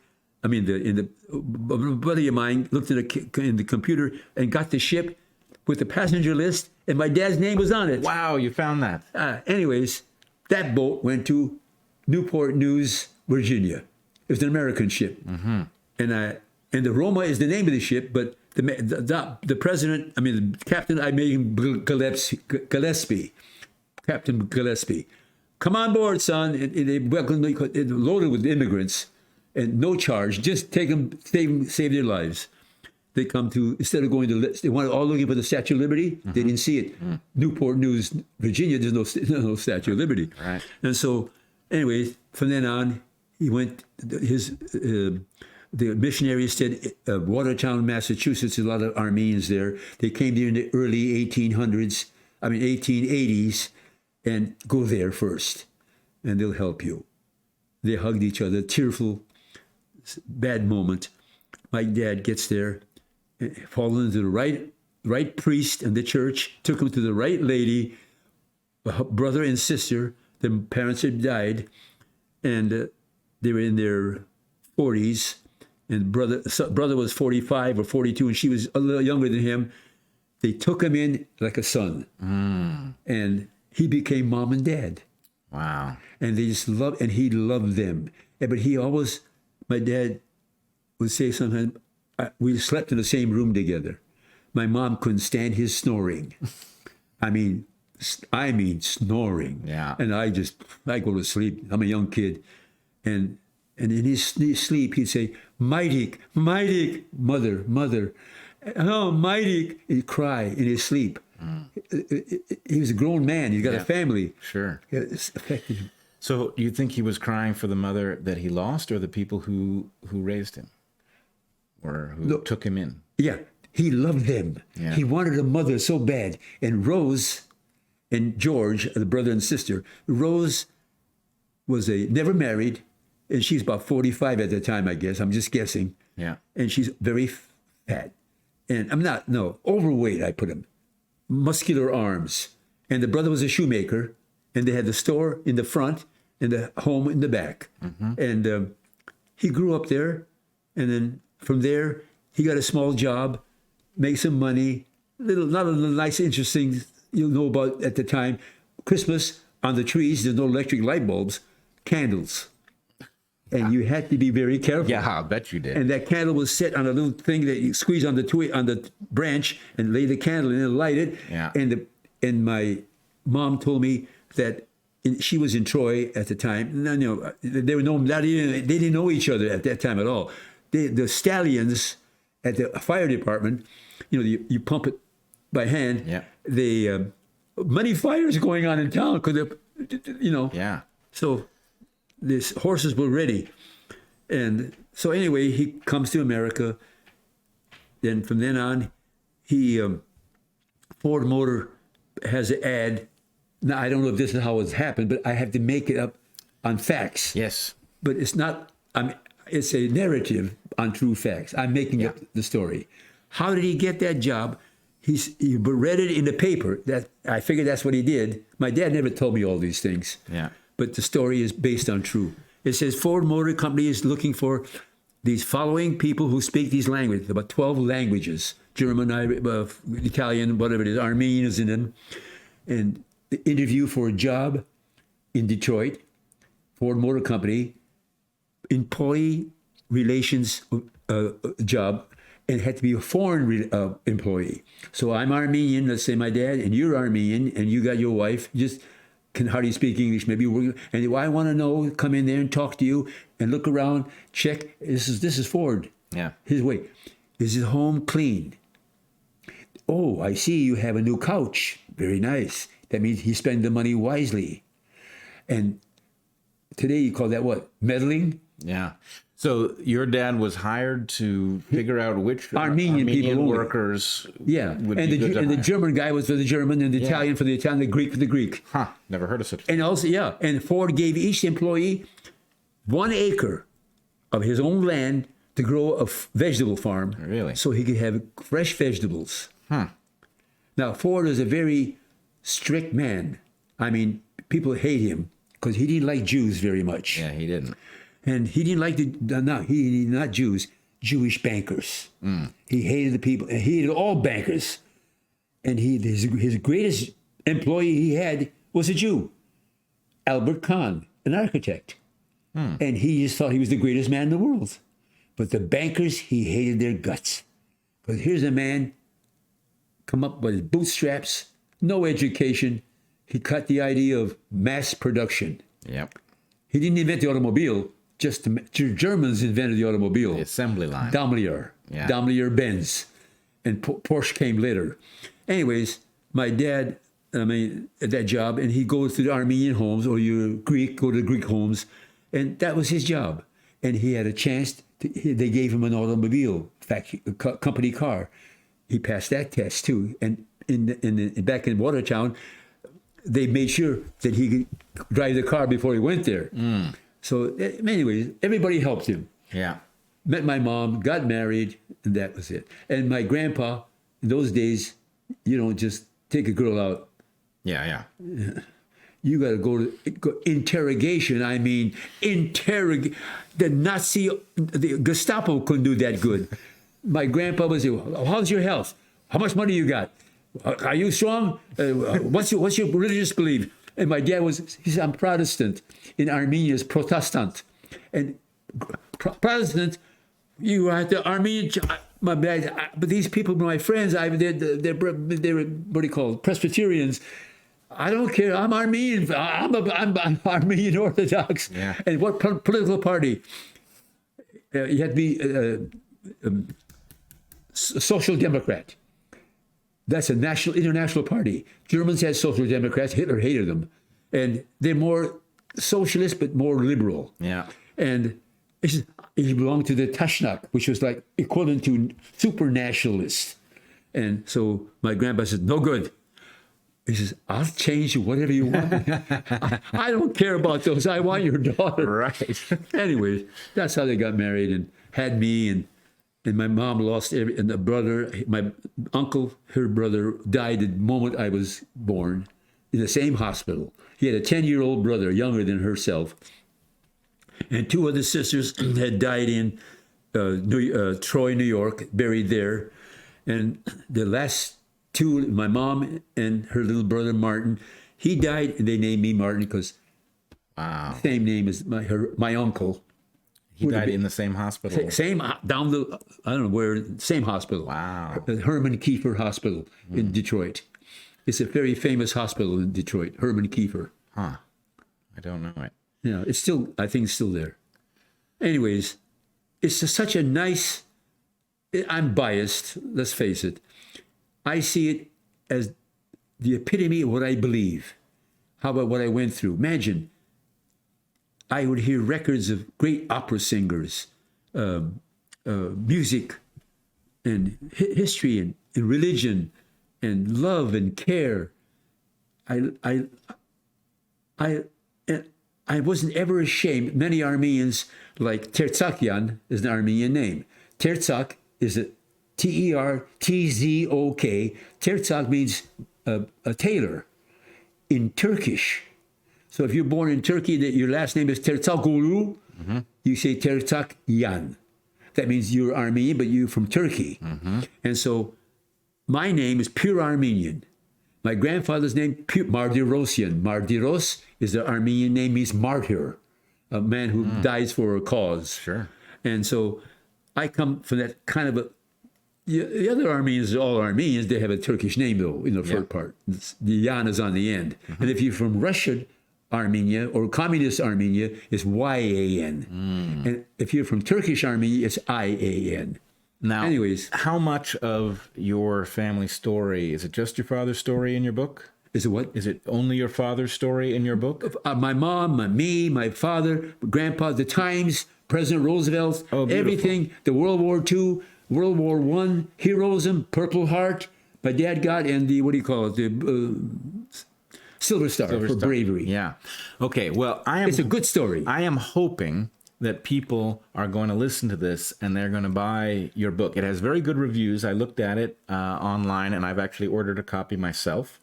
By the way, it's not a book that you ever read a novel about that thick? Yeah. 2,000 pages, and you at the 300th page you see Joe Johnson. You say, who was Joe Johnson? You have to go back and figure out, was he the son or the brother? Or you get confused. There's so many names, it's a volume, and you'll get no fun out of that. Mine is not that way. Yeah. You can read it, and you're in the book. Yeah. Well, the reviews do suggest it is an excellent, very readable book. The book. And by the way, I didn't know that reviews were in there. You showed it to me. Yeah. 5-star, right? Absolutely. I don't have a computer, folks. You don't have a computer. You don't have a phone. You. I have no are television. still driving yourself at 100, which I find shocking and impressive. But anyway, the book is God Bless America. America spelled with a K. At the end, not CA, but KA. KA. So anyway, check out God Bless America, and you will get the story. Any bookstore. Yeah, any bookstore. If they don't have it, they can order it. Yeah, they can order it. Martin Agegian, it has been a pleasure talking to you. I am sure we could go on for many, many hours. I don't think there's any end to how many stories you've got. Bret, I right now, you made me feel about 21 years old. I'm so excited and like I'm not 100. You're not 100. I feel like I'm just, in Turkish, anadan doğru, which means ana means mother, doğru means born again of a new mother. I've been reborn to be my youth. I feel so happy and so youthful, so naive, all the things that youth means to people. And then I feel confident. You made me feel, you made my day today. Great. Well, I'm going to be 105 before I die because of him. Hell yeah.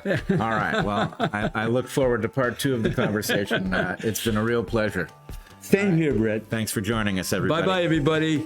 Don't take any wooden nickels now. I don't think they circulate those anymore. All right. Oh, geez. Great. Thank you very Great job. much. It's been wonderful.